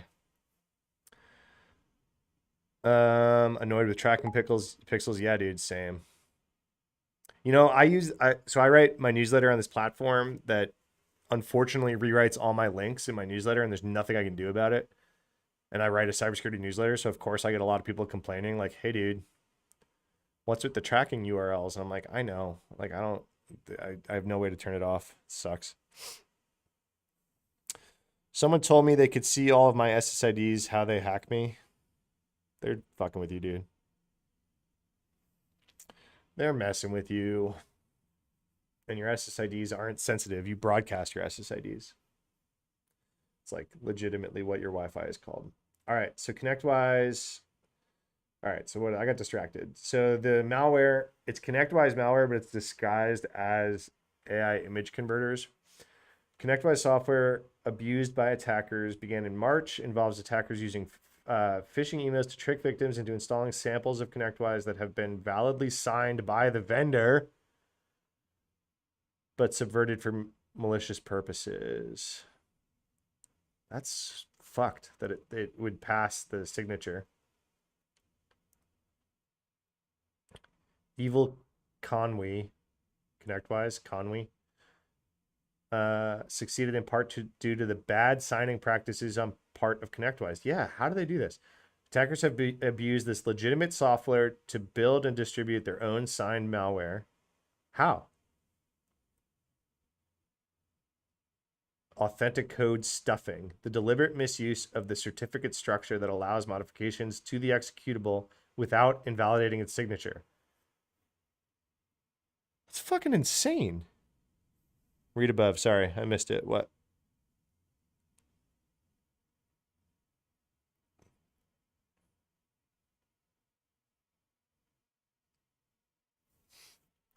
Dude, talking about Roblox and IRS debt, that's all phishing. Don't fall for it. If you're being serious, if you're trolling me, cool. If you're being serious, no, you're not. Okay, cool. I'm fine with you trolling me. I was like, please, for the love, don't fucking fall for a Roblox telling you about IRS debt. You never know in TikTok chat. I get some wacky comments, dude.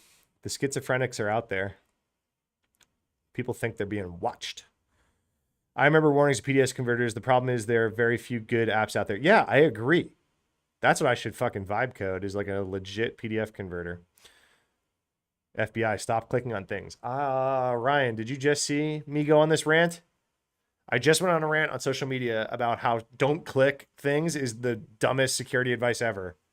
I've clicked how many things while live on stream right now? Links are meant for clicking. People are like, well, yeah, but don't click suspicious stuff. I'm like, all right. It's been over 30 years of like very popular internet usage and malware and all this kind of stuff. How good have we gotten at telling people what is suspicious and what's not? We've not. We've never succeeded at anybody understanding what's suspicious and what's not. Don't click shit. Useless advice. Some type of shit I hear from my clients. Yeah, all right. I'm glad you're actually in the industry. Bros clicking zip links, but it's a zip file. What OS do you use in the workplace? You allowed to use Slackware? It's up to each workplace. You're allowed to use whatever you want. I've like main driven some Linux distros in the past. I'm a Mac boy now. The amount of redirectors on seemingly legit stuff too. Yeah, no shit. All right, who has Little Snitch installed on their Mac? So I have to approve all outbound network connections by any program on my Mac, right? Who uses Little Snitch? Using Little Snitch, A, it's the most annoying tool that I have. B, it makes me feel the most warm and fuzzy because I know where the requests are going. C, holy crap, how many apps out there that do not use domain names. They hard code IP addresses. Every time Discord updates, I get a flurry of dozens of Little Snitch alerts that are like, Discord needs permission to reach out to this IP address. I'm like, Discord, just use a freaking domain name. Why do I have to approve 38 freaking IP addresses for you to reach out to? You click because you like excitement. I too like to live dangerously. How much you guys know about LTE torpedo piercer attack running on SDR on 3G higher? For 3G and higher, man-in-the-middle side channel attacks used spoofing base stations? Ooh. I don't know anything about that, to be honest. I don't know any of those words. That's pretty interesting, if that's legit. Smithers. Don't scan QR codes. That's the new... Yeah, dude. Oh, my God. I'm being nerd sniped and triggered in chat right now. I'm being triggered. How many freaking Instagram videos I see a week or TikTok videos I see a week from like legitimate news things that are like, don't scan QR codes. That's like a hacker's playground. Police warn. New scam on QR codes that when you scan the QR code, they hack your phone and steal all your credentials. I'm like, show me if I can scan a QR code and they immediately hack my iPhone and steal all my credentials. And I'll show you a nation state level attack that just burned an O-Day to do that. There is no scan QR code to hack iPhone and steal credentials. It doesn't exist. Spoofing base stations is fun until the nerdiest feds show up. That's true. Bitch Peas, what up, buddy? Who's Bitch Peas again? I know your name, and I can't remember your screen name on TikTok, but I know you, right? I know you in real life, maybe? You are vibe coding, cool. Matt, that's what got JD1 a career. 0-click, airdrop iOS. JD1, blah, blah, blah, blah, blah, blah, blah. Lovely Dreamer. Yes. Hi. Now I remember your new name. We've not met in real life, right? But we've been internet friends a long time. The entire attack chain was captured, including 0 days injected from the operator's rogue base station. Dude, okay, so I remember this. So I'm like a huge anti-VPN guy, right? There's like use NordVPN, use my code. And I hate that, right? And like a lot of VPNs are actually worse than no VPN because they're stealing your information and selling it. So you're just like going from one internet service provider to another and you're trusting them. And I hate it. And I hate that a lot of legitimate cybersecurity creators make content and they say like public Wi-Fi is bad and you should use VPNs. I dislike that, right? I dislike it. But I did hear a few things. So one, I heard a legitimate argument against that nowadays.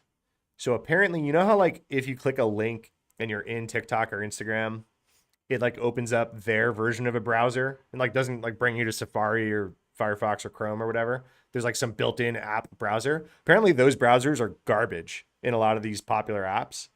And so those would be vulnerable to all the things that like I don't think you need a VPN anymore because browsers are modern and HTTPS exists and downgrade attacks don't work anymore and all this kind of stuff.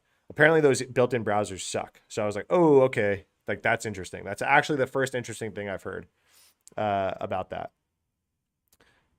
Second, people are like, yeah, don't use public Wi-Fi, but yeah, go ahead and use public Wi-Fi without a VPN, but don't do it at DEF CON is what I hear. And I'm like, does HTTPS stop working at DEF CON? Like, no, I understand it's like an adversarial environment, but hot take, if you can't survive DEF CON on your device, you can't survive the real world either. Like the threat actors are out there. You're in SF now? Cool. Used to be Austin. Yo, did we live in Austin at the same time? Self-hosted Pi-hole for sure. Yeah, Pi-holes are awesome. But okay, the reason I told the DEF CON story is because people say that like don't use the Wi-Fi at DEF CON. If you thought you were safe on the cell network, I remember one year at DEF CON, granted this was a while ago. I don't know how many years ago this was. Probably over like 8 years ago. They stood up a fake cell tower. They stood up a fake AT&T cell tower and pushed firmware updates. So if you thought you were good because you were on cell, you weren't using the Wi-Fi at DEF CON, and you were on cell network, if you were on LTE, and you downloaded the firmware update, they fucking did it. You know what I mean? The 2G downgrade. Yeah. They fucking did it. We did live in Austin at the same time and we never hung out. That's a shame. Yeah, how many people overhype DEF CON Wi-Fi? Exactly. I mean, dude, I've been at DEF CON most years since like 2007 or 8. I've barely missed one. Yeah, back then HTTPS was not everywhere.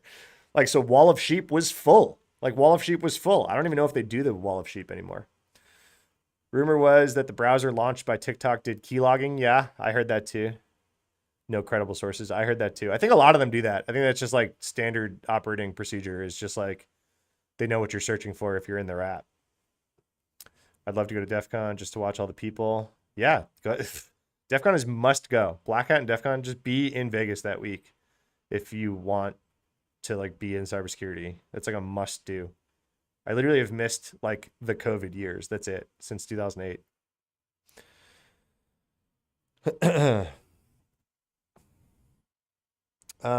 We need Wi-Fi for DEF CON for CZ. Exactly. Like I was on stage at Black Hat on the Wi-Fi giving my presentation. Like what? Like I didn't automatically get fucking owned.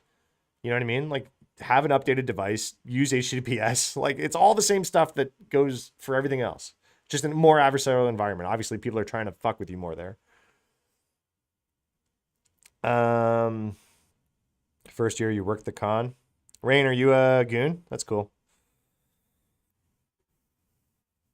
Just wipe it at home if you're paranoid. Yeah, whatever. Like bring a burner if you are super paranoid. Like whatever. I've brought my legitimate laptop and my legitimate cell phone every year, every single year.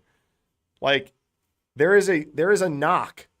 Like there is a legit security team running that network that is not letting people clown around. You know what I mean? The hotel Wi-Fi is worse than DEF CON's Wi-Fi. Do disable airdrop. Yeah, I did get what someone was walking around with that this year, like some Bluetooth spammer. So it kept popping up like you were trying to connect to a Bluetooth keyboard on your iPhones. So I did see that this year. It wasn't like an attack that could do anything, but it was like spamming everyone. You wish you're at y'all's levels. What level you at? Just takes time. What most people in cybersecurity are in endpoint management or use Burp Suite to scan vulnerabilities. Is that a question? Getting your first cert? I don't know. We've talked about certs a lot on the live already. I'm not a big cert guy. I have no certs. No certs. Just learn shit. All right, I should have known that if I came live to write my newsletter, I would not write my newsletter. But the good news is I've got a bunch of news stories here. This ConnectWise one's good. Whoever said this in chat, thank you. If you've got other news this week that was legit that I should include in my newsletter, shout it out. I've got a few stories. I usually try to do like 12 stories, 10 to 12 stories from the week. Yeah, everyone saw. So I did a YouTube video about Scattered Spider's crime spree on retail. If everyone saw that, they've shifted from retail to insurance. So the biggest insurance provider that I've seen that they popped last week was Aflac. But if I know anything about this group, and if their spree in retail is of any example, Aflac's not the only insurance provider that got popped. They popped like 13 retail companies in like 6 days or something like that. It was insane. Total noob, 20K in the hole from a boot camp. Fuck, man, I'm sorry. These boot camps are ripping people off. You feel like you know nothing. All right, I'm going to make you feel better real quick, okay? I was a lot more than 20K in the hole after I graduated college, right? Well, no. I did pretty good on student loans, but I was something like that in the hole too. I spent a lot of money on college like you do in America. And I left college and I went to ShmooCon. It was like the 4th ever ShmooCon. It was this conference in DC.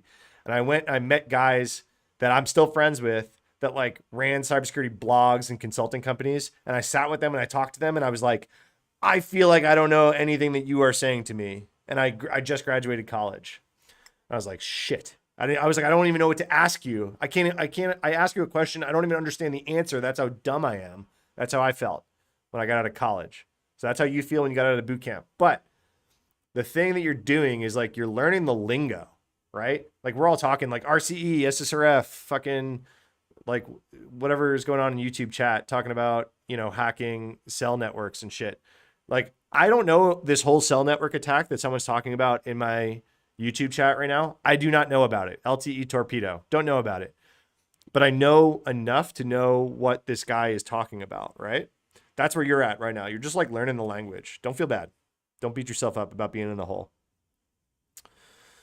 Go use Hack the Box. Good bet. Yeah. Bug bounties are great if you're starting out because they're public. You can like say, hey, that's me. Look, I'm finding bugs. If you write code, and I think everyone should learn to write a little code, make a GitHub profile, put some useful shit out there, like just put it out there in the public, and then you can point to that. That's way better than a fucking cert. What up? What up, Lock Down Your Life? Love you. You saved my life.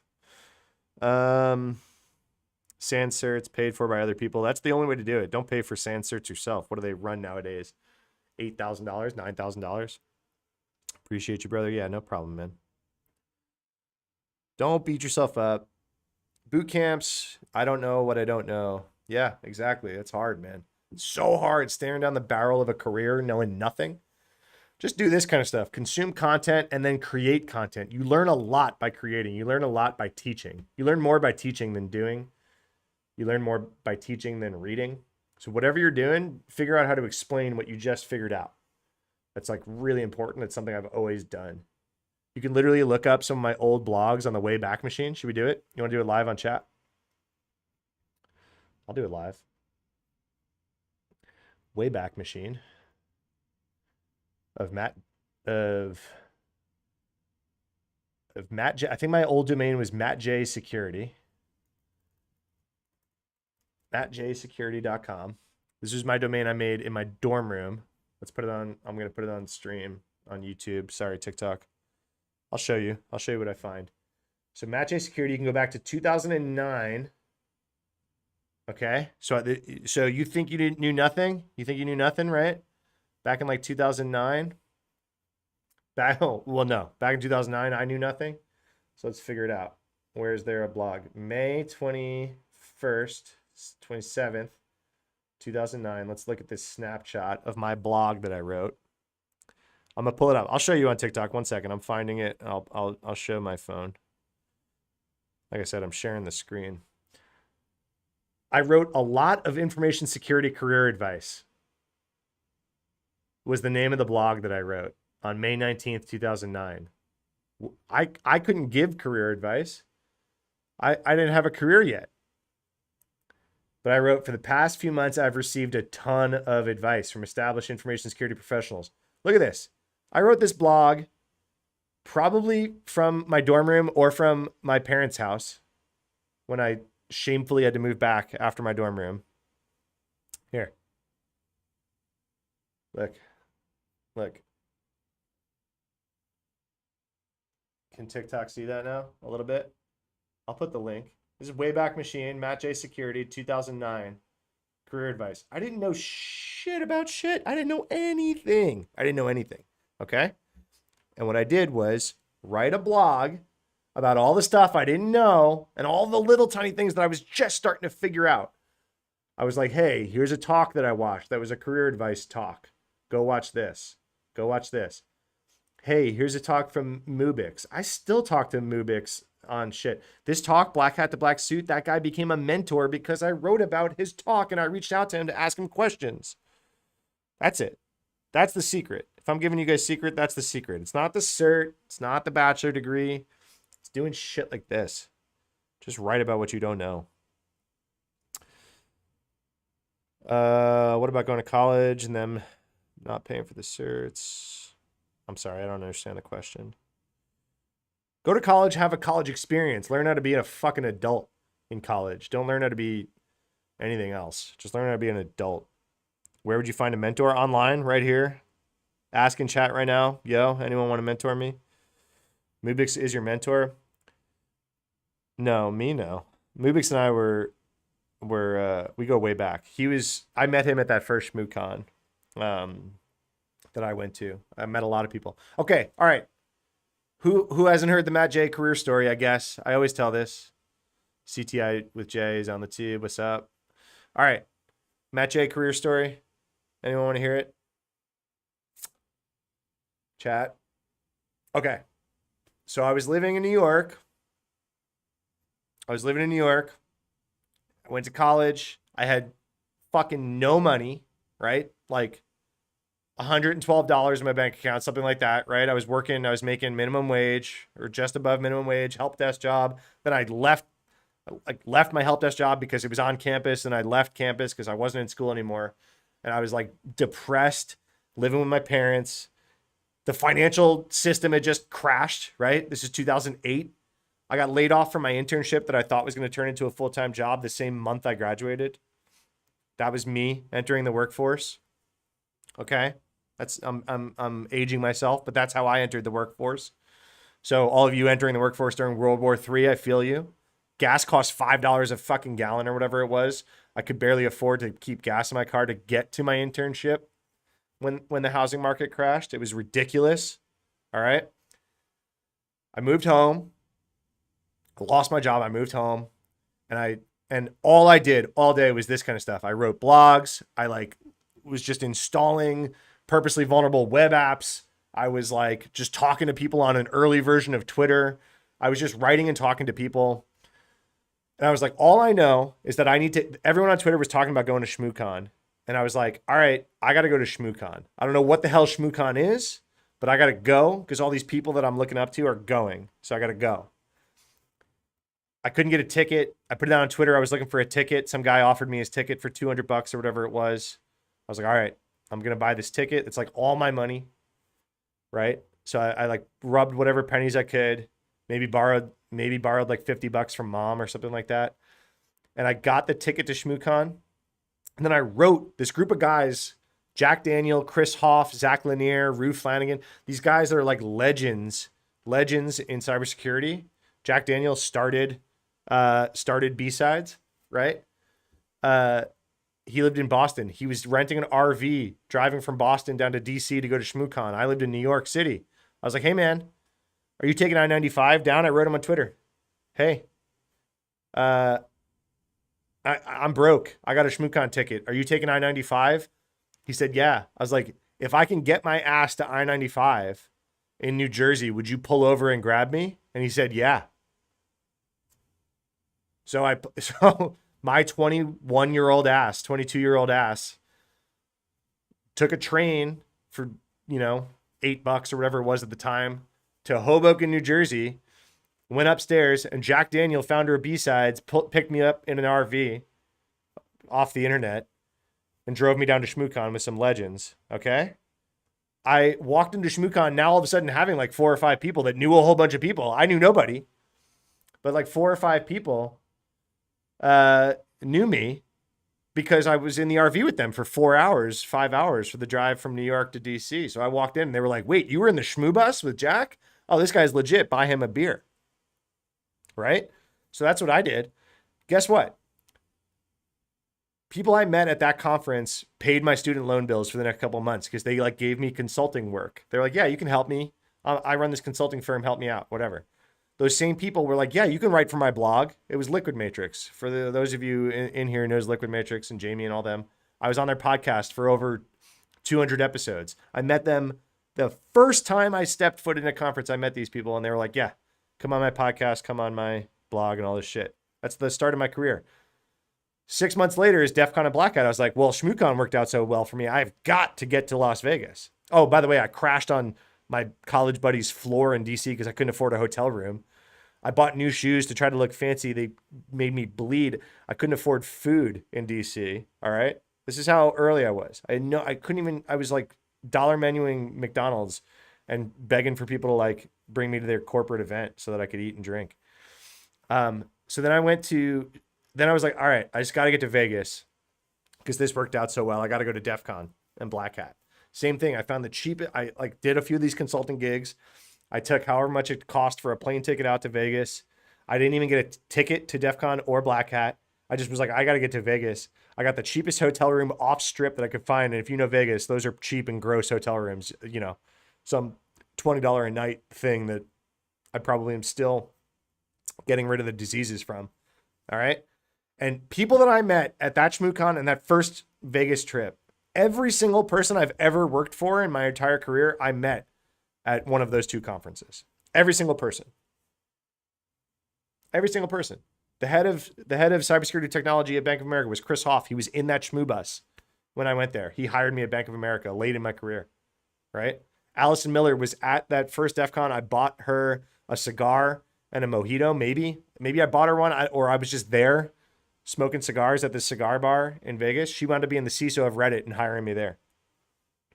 So when I tell you, get your ass to these conferences and meet people and stay in touch with them, I mean, they're all still friends. These aren't even like transactional stories I'm telling. These are all lifelong friends of mine. Yeah, they've wound up hiring me and that's cool, but all right. That's my spiel. Go to this shit. Go do it. Get your ass to these conferences. Local meetups, absolutely. I started a local meetup on Long Island because I lived there and there was no local meetup. So I started one. I was like, all right, we're going to start OWASP Long Island and we're going to start, what was it, City Sec? We started like Long Island Sec or whatever it was, LI Sec. All right, I'm closing that. You guys got me all worked up talking career stuff. What's up? What else? What other news stories do I got to talk about this week? Intel broker is an obvious one. You guys were all just talking about QLin ransomware. Should I pull that one up? Ransomware. So QLin ransomware attack on NHA supplier contributed to patient fatality. So ransomware killed somebody. B-side Salt Lake is great. Yeah. All the B-sides are worth going to. I don't really love B-sides Austin. It's not really my vibe for whatever reason, but I go to a lot of B-sides events. I've spoken at a lot of B-sides events. All right. I'm going to be live for a little bit longer, but I actually have to, I'm collecting news live and talking about it with you guys, but I got to actually write this damn newsletter that goes out tomorrow morning. If you guys aren't subscribed, volnu.com. helps me immensely if you check out my newsletter and check out my sponsors of my newsletter. I'm very grateful for all my sponsors. Besides ATX, the only ones you spoke at. Yeah, I've spoken there too. So I mean, I can't smack talk it. I've spoken there, and homies have spoken there. But I don't know, the vibe. It feels like they could go bigger. Where do you reckon? And it's always in the burbs. It's like, why does B-Sides ATX happen in Round Rock? Come on. Where do you recommend we go find meets in TechCom? Meetup.com. Matt Pardo is great. Meetup.com was where I ran a lot of my meetups back in the day.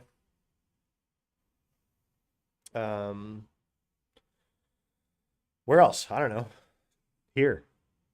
Start a meetup. Start making a video. Be like, yo, I'm gonna go to this bar. First Wednesday of every month. Hackers assemble. That's what I did when I lived in Houston. We wound up getting a good crowd. All right, hold on. How did this person die? So one patient sadly died unexpectedly during the cyber attack. What? The patient safety incident investigation identified a number of contributing factors. This included a long wait for a blood test result due to the cyber attack, impacting pathology services at the time. Jesus Christ.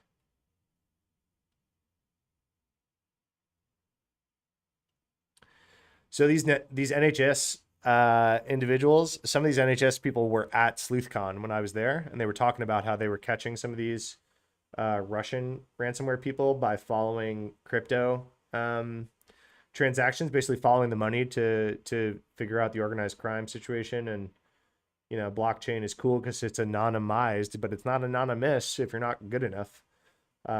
So a lot of people aren't good enough. So these NHS people are really good at tracking down who does this stuff. It was really cool to hear them talk about it. I am gonna write about that one. I forget I gotta star these things, otherwise they don't make it into my newsletter. Which other ones did I pull up that I didn't star? That's probably a pretty good one. Microsoft 365 Direct Send is abused for phishing. I like new phishing techniques. I'll read that in a sec.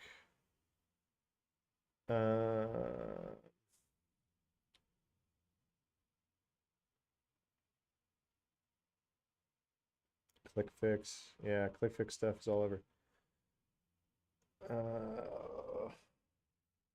Cisco RCE1. Yeah, how did I not star that, dummy? That's the craziest one. That's the craziest story of the week. I'm sure a lot of people here are chasing that Cisco vuln right now. All right, chat. Sorry, what did I miss? Do you work in cyber or are you a reporter? I've a very long tenured cybersecurity career, and I'm now doing mostly content creation, but I do still work as like an advisory CISO. So I still do a lot of hands-on cyber stuff. One can start a CitySec anytime they want. Ryan, I think that's probably the first place I met you was Baysec, right? So would if I could connect and collab. Yeah. Message me on LinkedIn, Instagram, whatever. Just find a place to DM me. I read my DMs. Any advice on how to deal with constant security theater professionally? Dude, you're preaching to the choir. Preaching to the choir. I hated it. A lot of security theater. How to deal with it? Try to be the one in the room that's like, hey, is this reducing risk? Is this reducing risk? What risk is this reducing? Hey, if I change this spreadsheet color from yellow to green, what happened? What happened? Fucking bane of my existence, dude. Do you recommend solutions people would love if you checked out Run Reveal? We are a next-gen SIM. Who are you? I recommended Run Reveal like an hour ago on stream. Who are you? Anarchy. You're like the third salesperson to pitch something in my chat. I didn't realize me going live would have people pitching me. That's funny. Andrew, the sales guy? Andrew, I'm in Austin, Texas. And one of my good friends in Austin, Texas is Evan. Go to Evan's LinkedIn post from today. Go to Evan's LinkedIn post from today and see me trolling him. Yeah, Evan is the boss. Evan's awesome. No, I'm messing around. It's cool that you're allowed to shout out the company you worked for in my chat. That's fine. I won't kick you out. Go to Evan's post today when he announced your AI chatbot, and I'm trolling him in the comments because he's awesome. I love, okay, for those of you out there, Run Reveal, they're making a new sim that doesn't suck. They're making it on top of ClickHouse, which is super cool and modern and awesome, and they're super fast. And the thing that Evan does that I love is he's a technical founder. So he gets on LinkedIn, instead of saying like, here are the top 10 business reasons why my fucking suit looks this tight, and here's my watch, and look at me in first class and whatever. No, Evan shows up to the founders meetup in shorts and a hat like I do. And then he goes on LinkedIn and posts a video of the fucking feature that he shipped that week because he wrote the code himself because he's badass. And he's like, oh, I had a customer that needed this, so I wrote it yesterday. Check out this new feature I just shipped. And that's how a founder should be. So that's super dope. Congrats on all your success over there. What'd you say your name was? Sales guy? Andrew. Congrats on all your future success, Andrew. Run Reveal is a cool company to be an early sales guy at. You're gonna do well. Product manager for another sim here. Why are you saying we suck? Oh no, I'm sorry, man. No, you're good. This is like, I'm homies with Evan at Run Reveal, and that's like his whole thing. He's like, I'm trying to build a sim that doesn't suck. I don't know what sim you work for. There's a lot of other really cool sims out there. I really liked Panther. Panther was super cool. A lot of the legacy sims, the Splunks of the world, they don't suck. They're just super expensive, and they're very tailored to like large enterprises. So they're not like shipping features as fast. So if you're like a small tip of the spear, like startup, like I've worked at a lot of startups, I could have never used Splunk if I wanted to. You know what I mean? Like I was a fintech startup, bunch of MacBooks on Google Workspace running around Austin. We no Microsoft Active Directory, no anything. It was rough. It was rough and expensive. A lot of the sims built into the cloud stuff is what a lot of people are using nowadays. Is what it is. But Run Reveal is just a cool startup. I'm homies with them. I'm not shit talking other sims right now. Splunk's expensive. If you work for Splunk, it's expensive. That's all. It's obviously best in class. Number one comment I got when I worked. Oh, that's right. Ryan worked at Splunk. Great product, really expensive. Yeah, exactly. They've like changed the licensing, and you can like cheat it nowadays to get a little bit better, but it's expensive. Ever implement managed Sentinel? Yes. Which Sentinel? Fucking every company has a Sentinel. I'm assuming you're talking about Microsoft. If so, any tips, stand-up lessons you learned using it? Okay, my tips and lessons would be out of date. This was 2 jobs ago. Andrew, shoot me on LinkedIn. I'll accept your shit on LinkedIn. My tips would Microsoft Sentinel. Sentinel's awesome, especially if you're an Azure shop and an O365 shop. Sentinel's pretty cool. Any tips? Man, I'm digging deep into my memory on there. We were rolling out a bunch of the Azure and O365 stuff at B of A when I was there, and I couldn't really talk about a lot of it publicly then. But I'm so far out of date with that. And, I was at Reddit for 3.5 years. I was at B of A for like 5 years. So we're talking many iterations of Sentinel ago. Your plumbing coworkers work at Splunk. Yeah, Splunk's a big company. They're a little bit smaller of a company. They just did a bunch of layoffs, but I knew some people impacted by that.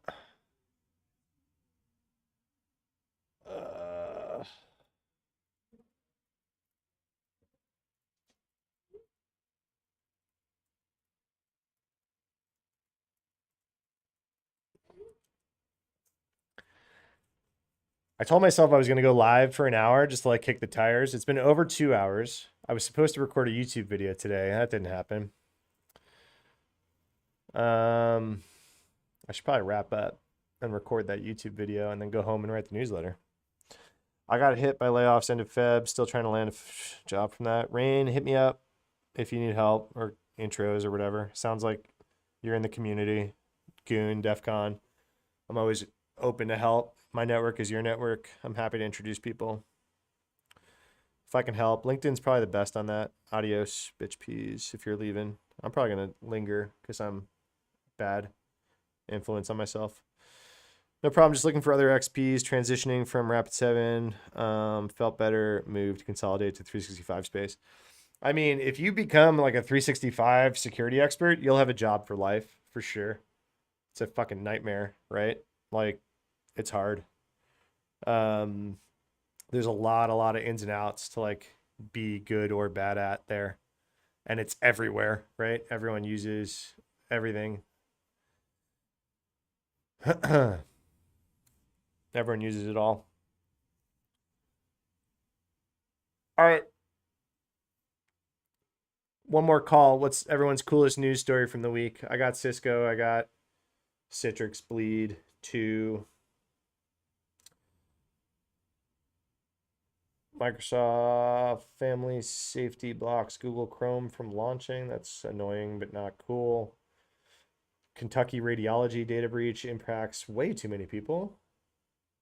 I'm trying to not just make my newsletter a bunch of data breaches anymore. It's like not super interesting, right? There's so many fucking data breaches every week.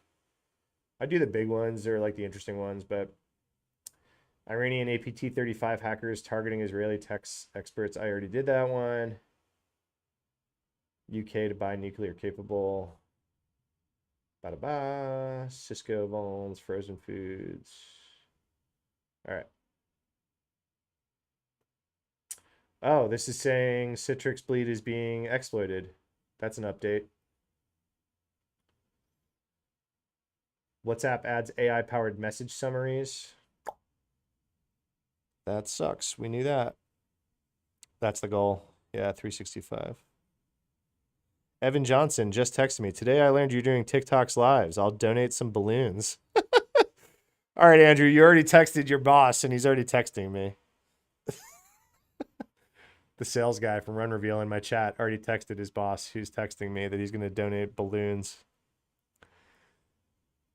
This is what I've become. I've become a balloon donate person. I don't think anyone's donated a damn thing since I've been in here, right? Would it have told me? I don't think I've made any money on here. I don't think anyone has donated anything or subscribed or anything. I don't really care.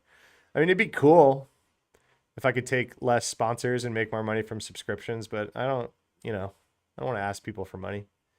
I want to ask your bosses for money. Tell your bosses to give me money. You guys don't give me money. You guys keep your money for your oat milk lattes and your bowls of pho. Do you have a news story submission form somewhere? No, Ryan, should I? Should I? It's called this. It's called Yell at Matt on the internet until he includes the story in the cloud. As I said it, someone sends me a gift. I'm like, hey, don't give me money. And someone sent me a gift. Thank you. It doesn't give me your name. It just shows me a cat emoji that gave me a heart. Thank you. You're my first ever TikTok live gift, I think. Sec Plus cert, sure. I've talked a lot about certs. I've been in live for 2 hours, so. You threw some virtual sunglasses. Ryan, I missed it. I'm so sorry. I'm so sorry. I just gave credit to this anonymous cat for giving me my first gift. And Ryan's in my YouTube chat like, yo, I threw you some sunglasses. I'm so sorry. I had no idea that people were gifting me shit. It should like yell at me a lot more when someone gives me money. I got no notification whatsoever that people gave me anything on here. I think my volume's on. How do you like this career? Is it worth trying from scratch? Yeah, dude. Security's the best. It's a career. There's good parts, there's bad parts. Ryan knows that. Ryan knows we're cool. Thank you, Deblista. You're cool. Apply for jobs daily? Sure. Apply for jobs daily, but also meet people daily. You know what's way better than being an anonymous resume on the top of a pile or at the bottom of a pile is more likely is going and meeting someone and being like, yo, give me a job.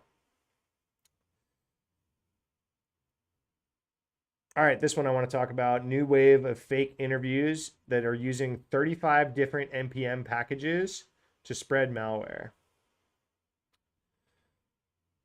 That's pretty dope. All right, this guy, Bill, that writes for Bleeping Computer, I want him to help me at Vulnerable U. He writes good shit at Bleeping Computer. So right now, I'm like writing everything on Vulnu. I had some reporters for a little while that got laid off from Cisco, and they were helping me out for a bit, but they went and got new day jobs as they deserve. But I'm trying to do more like real journalist stuff on vulnu.com. Just follow what's up. Thanks for the follow, Kyle guy.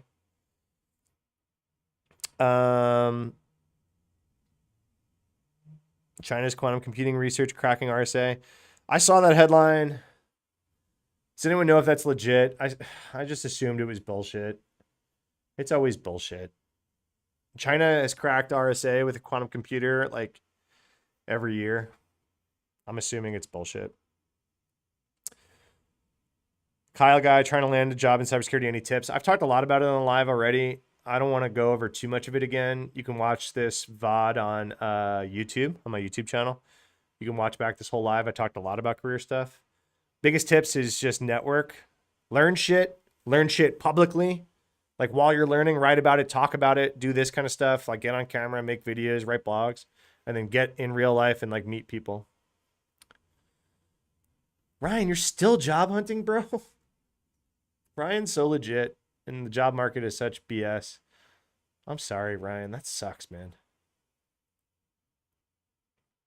That sucks. I'll hit you up. Yeah, if you want to write some cool stuff.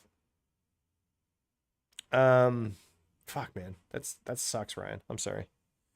Heard and thank you. Yeah, if China actually cracked quantum computing, cracked RSA with a quantum computer, we're all in for a bad time. We'll know about it. We'll know about it soon. All right, I'm sharing on YouTube screen these NPM packages. So there's 35 malicious NPM packages submitted through 24 different accounts. How is this tied to the interview stuff? So this is North Korean. All right, everyone I know that works in cybersecurity right now is chasing a North Korean spy in their recruiting pipeline. Everybody I know. Literally every person that I talk to that's a practitioner is running an incident right now with a North Korean person trying to get hired at their company. North Korea is going wild on this right now.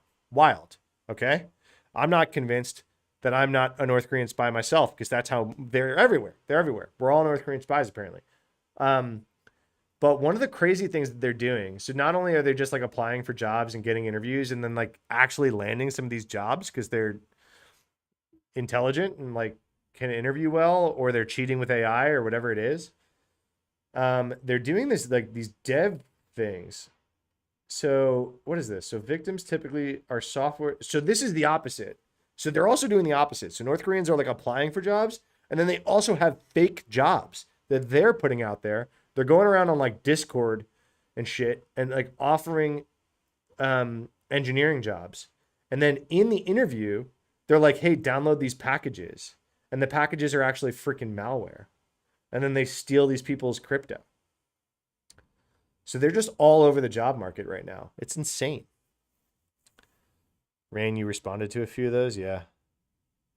Rain, do you do TikToks? And I'm like starting to, like, I can't see your profile picture, but do you do TikToks with, there's like another guy on here that does cybersecurity. There's not a lot of cybersecurity people on TikTok, so I know a lot of you guys. Do you go like and do videos with that other guy? What is his name? Coffee something? I'm starting to think I've seen you around. Where are some good places to look online to find people to connect with and continue? You haven't? No. Okay. Sorry, Rain. The profile, like I said, the profile picture is like this big on my screen. Where are some good places to look online to find people to connect with and continue connecting with in person? Do you have a community to join? Do I have a community to join? Should I have a community? I've thought people had too many communities. I've thought about this a lot, like on my newsletter and shit. Like, does everyone want like another fucking Slack or Discord to join? I don't know. I'll do it. I say just get to, like I said, just get to conferences and meet people, and then like get yourself invited to some of these like Slacks and Discords. Just like start to build trust in the community. You'll start getting invited to some of these Slacks that are a little bit more closed door.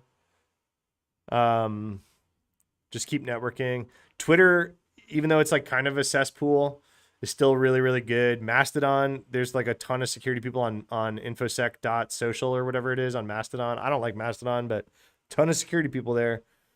Blue Sky, ton of security people on Blue Sky. So just start making content on these places. We met at DEF CON years ago. All right, Rain. That's what's up. A lot has changed with you since then. All right. That's awesome. Well, I hope everything has changed for the better. What's my resume? Do you want to actually hear my resume? Or do you want to go look it up? You can find me on LinkedIn. Or if you really want me to list my resume, I can.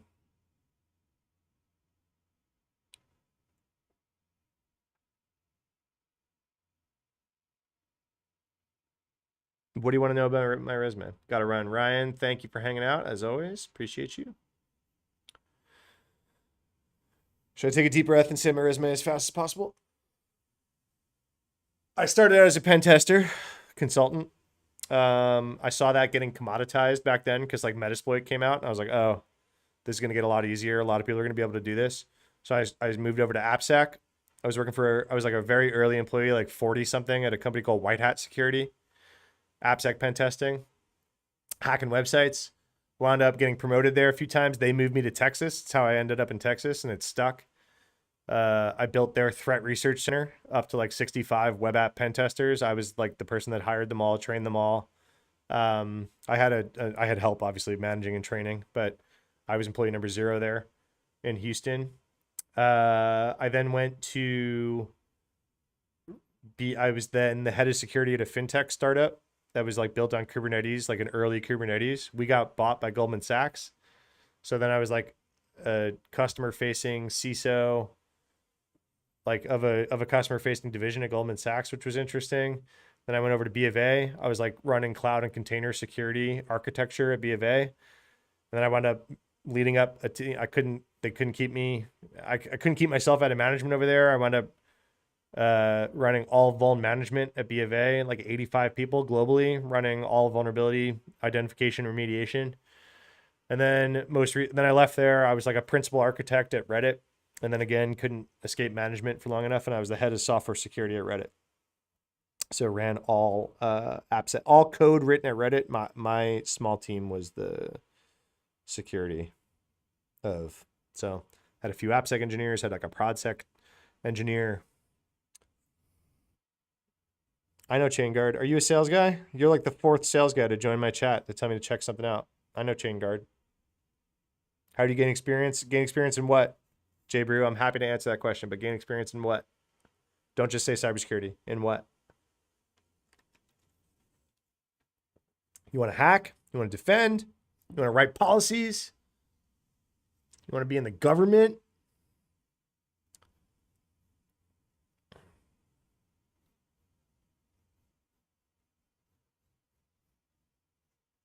What is it? I pulled this up. I pulled up this news thing on YouTube. If you're on TikTok, I'm sharing my screen on YouTube and Twitch. So these North Korean threat actors, contagious interview operation. They get you to download a malicious NPM package, and then what? Oh, it's a keylogger. They drop a cross-platform keylogger that works on Windows, Mac, and Linux. Shit. That's wild. Ah, Kiki, you like my newsletter? Thanks. Defend Cloud Engineer. Set up your own like free AWS account, like start running your own cloud stuff. Learn Terraform. Try to like learn how to code some Terraform templates up. It's like light coding. Don't get intimidated. CSA is really good. Oh, my buddy runs Cloud Slaw, like coleslaw, security lab a week, Cloud Slaw. Like every week he puts out a free cloud security lab. Legit. Cloud Security Alliance, CSA, puts out a ton of free resources. Legit. There's a conference called Forward CloudSec, FWD CloudSec. Go to that conference. Legit conference. How do I deal with proper security with MCP protocol? Growing concern at work. Dude, I'm glad I'm not blue teaming right now with MCPs exploding. I'm pretty worried about that. I was looking at this tool. They're a sponsor of me, so like take this with a grain of salt, but I promise I'm not like shilling just because they're a sponsor. They're called Harmonic. And they're all about putting guardrails around AI usage at your enterprise. So like whoever's using AI tools at your enterprise, they have like a browser extension and shit that'll like yell at them. MCP is obviously going to be not necessarily in the browser, so that's kind of tricky. Yeah, dude, it's scary shit, right? It's like everyone's linking everything to everything. I just did a YouTube video about this. Go check it out. I don't. It's more about like attack surface where it's like, holy shit, like you've now hooked everything into like you've now hooked an LLM into HubSpot or into Salesforce, and it now knows the LLM now has all of your HubSpot and Salesforce information. That's wild.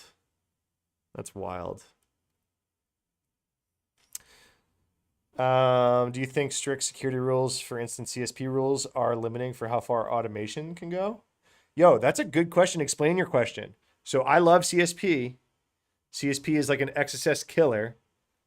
I helped oversee the deployment of CSP on reddit.com. Big CSP fan. What do you mean limiting how far automation can go? I don't know what you mean. Certs should you get for an entry-level job? We've talked a lot about certs. I've been live for 2 hours. Sorry. I'm not a big cert fan, but just learn shit. Learn shit publicly is the gist. Go watch the YouTube VOD. I talk a lot about it. That's a good question. Stop automations. I like that one. All right. I'm looking for a few more news stories for my newsletter, and then this won't be, and I won't feel bad for staying live for so long. Millions of printers hit by critical unpatchable bug. Printers?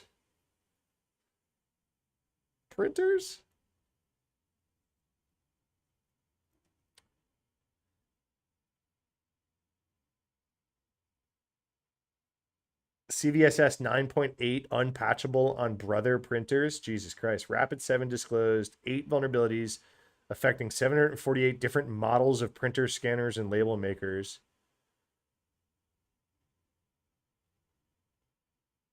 Unauthenticated attacker can generate the device's default admin password. Can they pivot off the printer? What's the POC? Successful exploitation of this vulnerability gives an attacker additional creds to use when they're trying to pivot further into the network environment. Oh, shoot. Brother printers out there.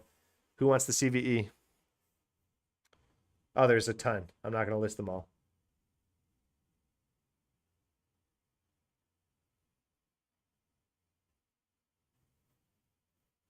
Wait, the CVEs go back to 2024, but they're just getting out now. Public disclosure in June 2025. That sucks. That's wild.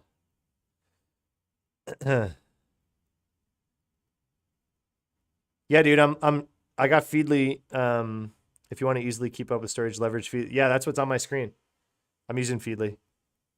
Yeah, give me your feed on Feedly.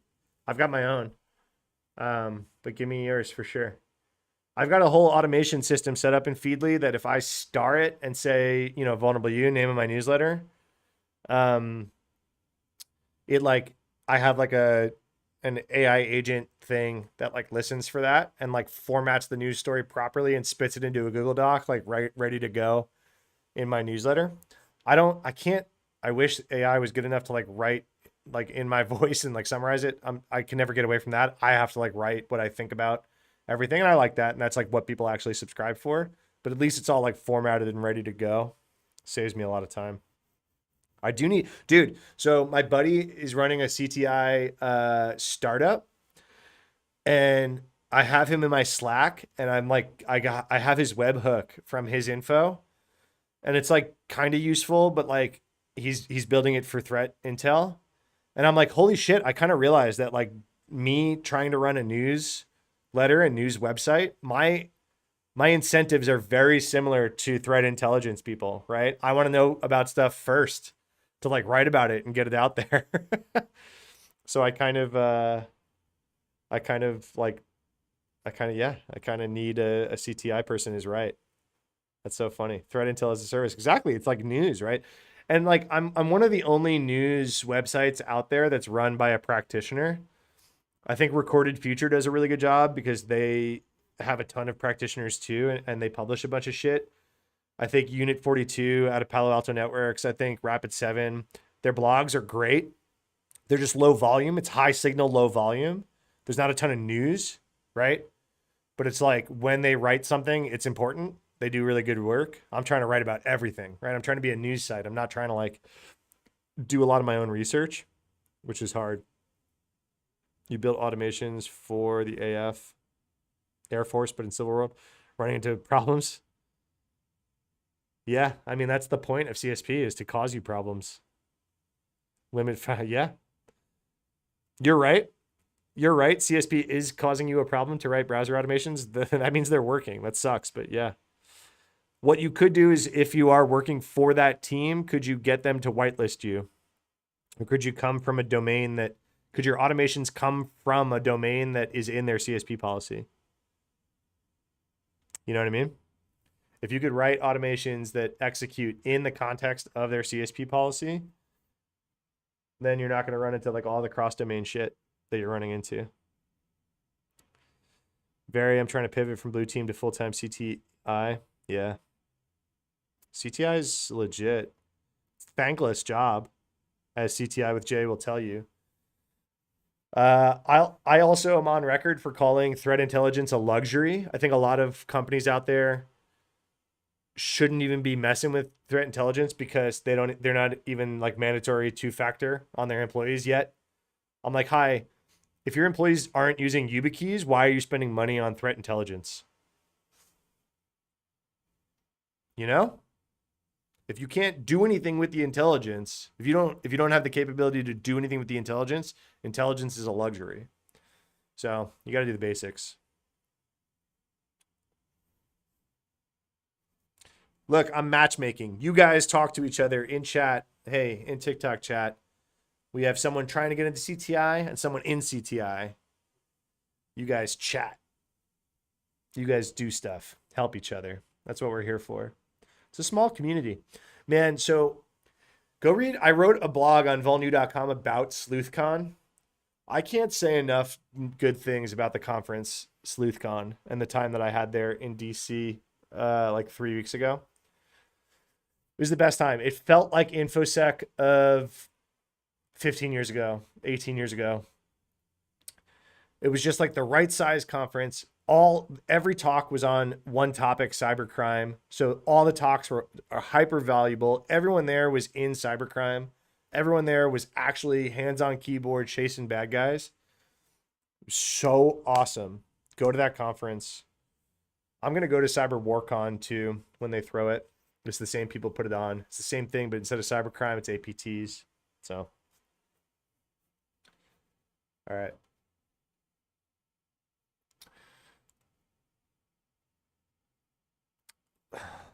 This is fun. This is the most people I've ever had. I think I went live one other time, like a while ago. I said it was my first time. I kind of lied. I think I went live one other time, but it kind of fizzled and died. Way more people joined my live this time. So thanks for joining. I'm definitely gonna talk about this printer thing. Yo, you sock people in here. If you got brother printers on your network, it seems like unpatchable 9.8 CVSS shit is floating around. That's pretty legit. I'm gonna star that. That's funny. It's like a funny headline, but it seems legit. Amazon Ring camera can now use AI to learn your routines of your residents. I don't like it. I don't like it.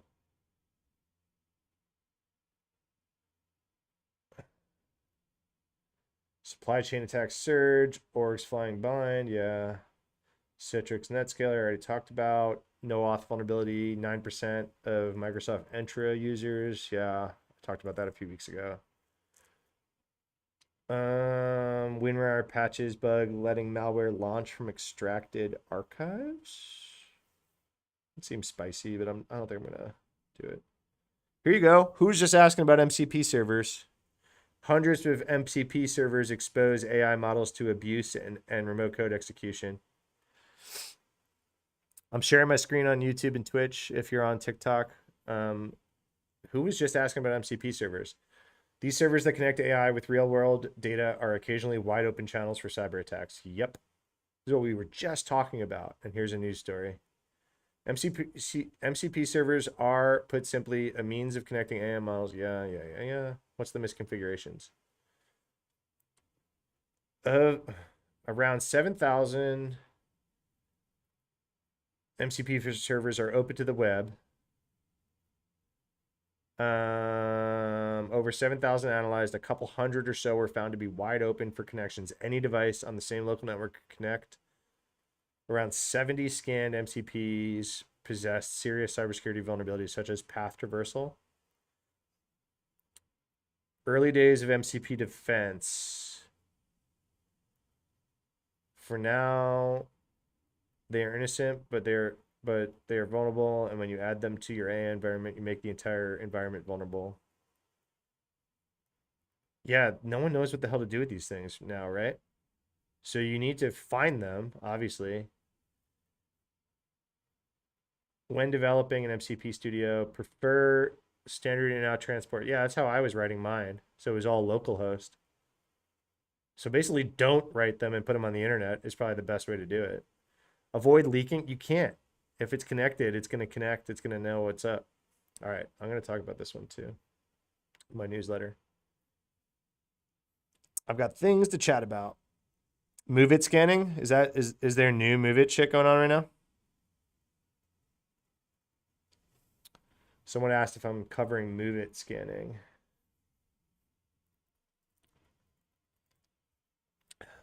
Is that it? I'm gonna go. Oh yeah, literally 5 hours ago. Surge in attacks scanning. Move it. Thank you. You know, this bank info security, I guess I don't give them enough credit. They're not in my Feedly. They're not in my Feedly, but this is the second article I'm pulling up today from them. And I probably should include them in my Feedly. Oh, Gray Noise first report. Okay, I have Gray Noise's blog in my Feedly. Let's go straight to that. Oh yeah, today. Thank you.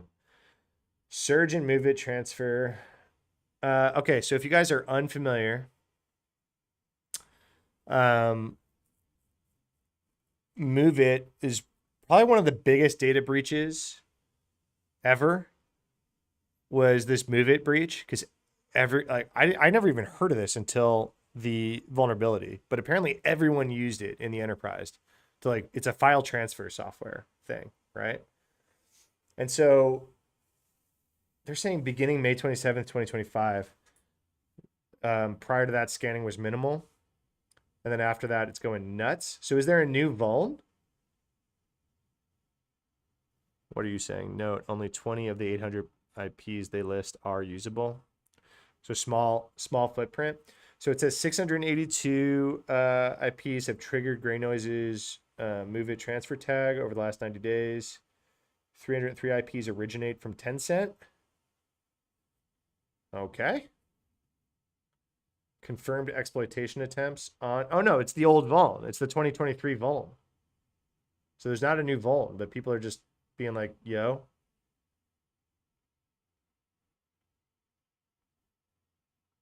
Infrastructure concentration suggests deliberate scanning. Significant portion of the IPs are from Tencent. Not good. So first of all, if you have move it and it's not updated, why? Second, why, Well, I guess it's got to be on the internet some of these times, right? Because it's a file transfer thing. Third, why do you allow traffic from any data center ever? Just don't allow traffic to data centers to shit that's exposed that has to be. Audit public exposure of move it, transfer, apply patches, duh. All right, Gray Noise is legit. Nation state is just looking. Yeah. You're thinking Iran. That makes sense. Are they known to use Tencent that heavily? I didn't know that.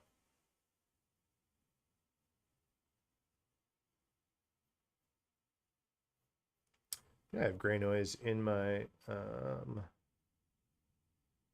Gray Noise has to be in my. Yeah, there it is. Wait, why isn't it here? Why is it not in my Feedly? Is this Gray Noise Labs and this is not Gray Noise Labs? This is Gray Noise Vulnerabilities. Dang, I gotta like follow a second. No, wait, I have that one, right? In my Feedly, exploiting Erlang. That's so weird. Oh no, it's not the same. Okay. Hold on. Let me add this to Feedly.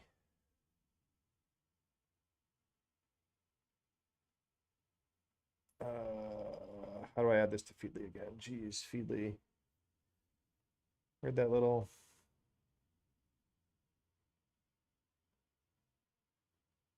No. Feedly. Oh, that's why. That's my browser tab. Where's their little like... Oh, it's up at the top. Hold on. I got it. There we go. Gray Noise vulnerabilities. Good call out. Thank you. You're thinking I ran. They do use Tencent. All right. Gray Noise vulnerabilities feed.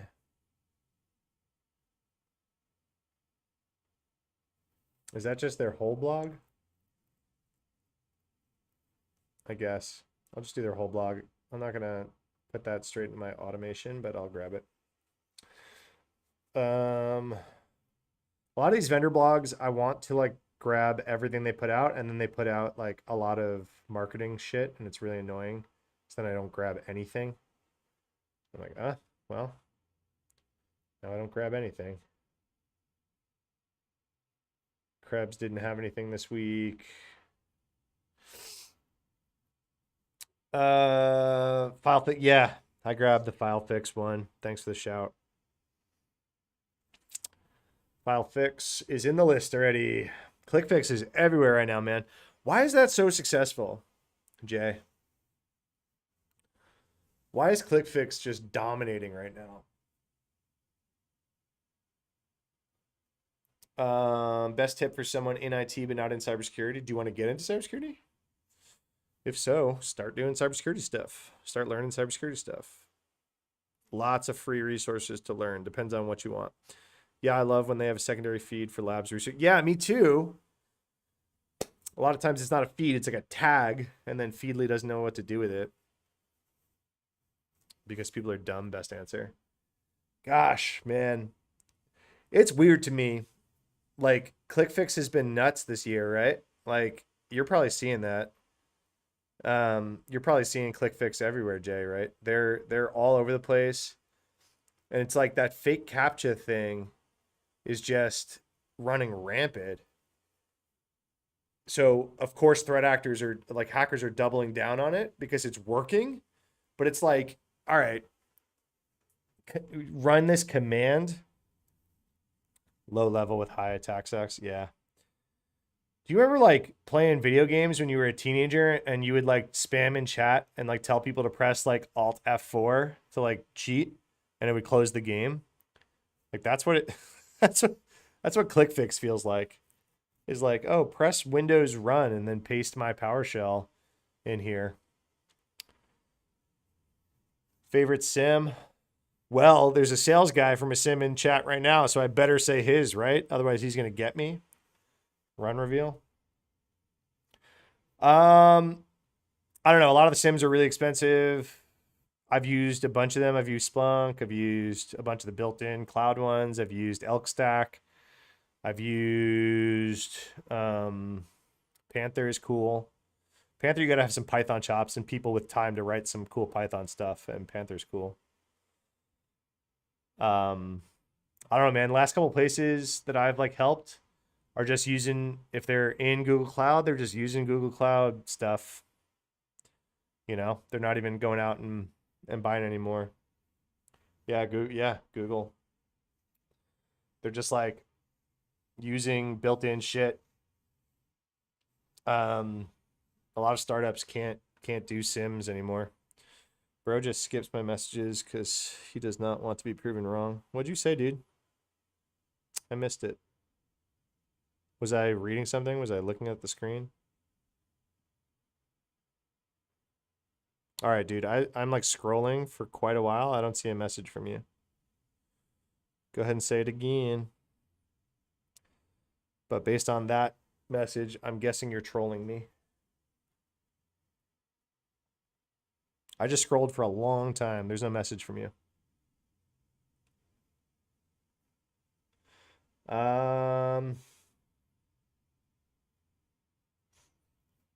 Any of the did Unit 42 do anything cool this week? No. Who else? Who else do we want to look at? Google. Did Google put out anything cool this week? No. Did Sublime did, right?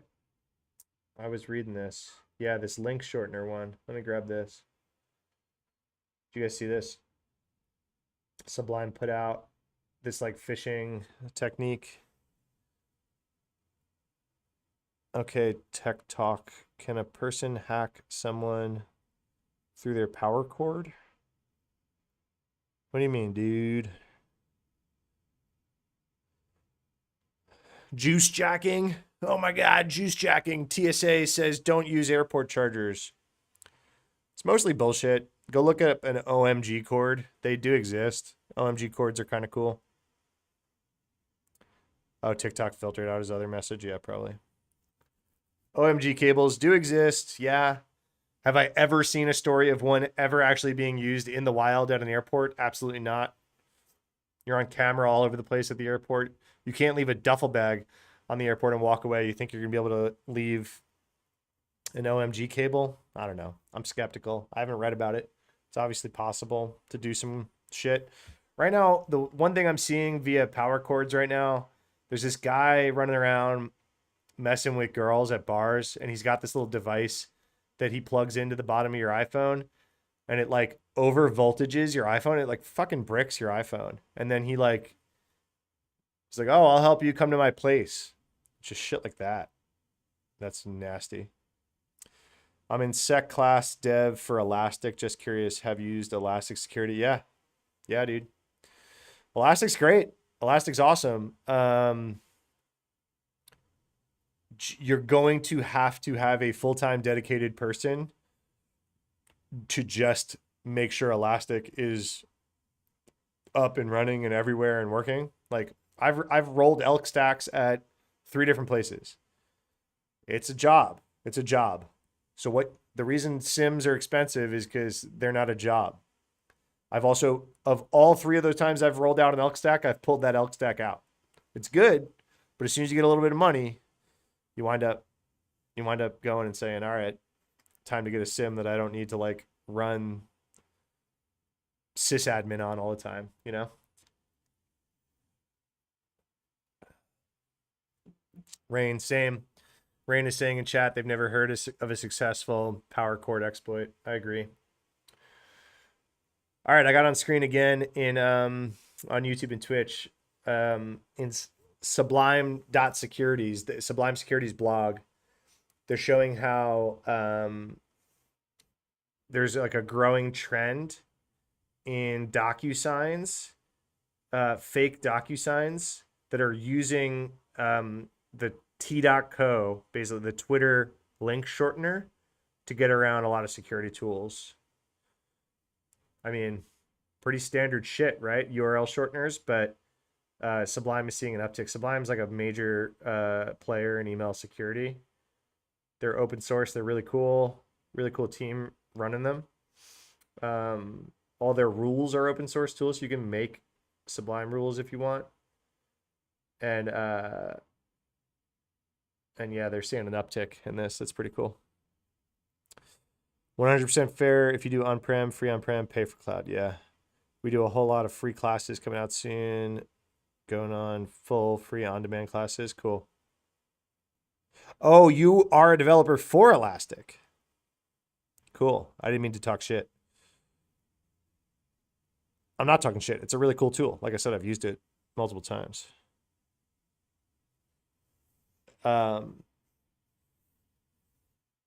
Free classes coming soon. Cool. I think the CISO of Elastic is here in Austin. I think I've had dinner with her. I always say free SIMs, free open source security tools, whatever it is, maybe not even SIM. And like elk, I always say elk is free like a puppy, not free like beer. You're going to have to care and feed for that thing. It's going to poop on the floor. You're going to have to pick it up. It's going to fall over. You're going to have to let it out. You know, you have to care for it. It's not free like beer, where you just say thanks for the beer. But yeah. But you love a puppy. Ah, this guy. Yes, you do love a puppy. It's worth it in the end, right? Because the puppy loves you back. All right, guys. I'm going to wrap. I've been live for an hour and 40 minutes longer than I thought I was going to be live. So thanks for hanging out. I stayed live because you guys were here chatting with me the whole time. So it was worth it. I appreciate it. But I got to go. Speaking of puppies, I got an elderly Great Dane at home that's probably very hungry. Hey, you just asked if it was my first time getting into cybersecurity, how would I do it? Go watch the on-demand of this live on YouTube. I talked a lot about that. I've been live for like 2 hours. I talked a lot about it. Go ahead and watch. AI will automate entry-level jobs. Go watch the VOD. We talked a lot about that too. Quick answer, no. AI will probably not automate a lot of entry-level jobs. It'll probably speed people up, enhance people, but there'll be a new entry level. All right, guys. It's been awesome. Thank you. Follow if you haven't. This went so well, I'm gonna have to do it again. I guess I'll do it regularly. I'll collect the news at least every Thursday with you guys. Maybe I'll go on live a few more times a week.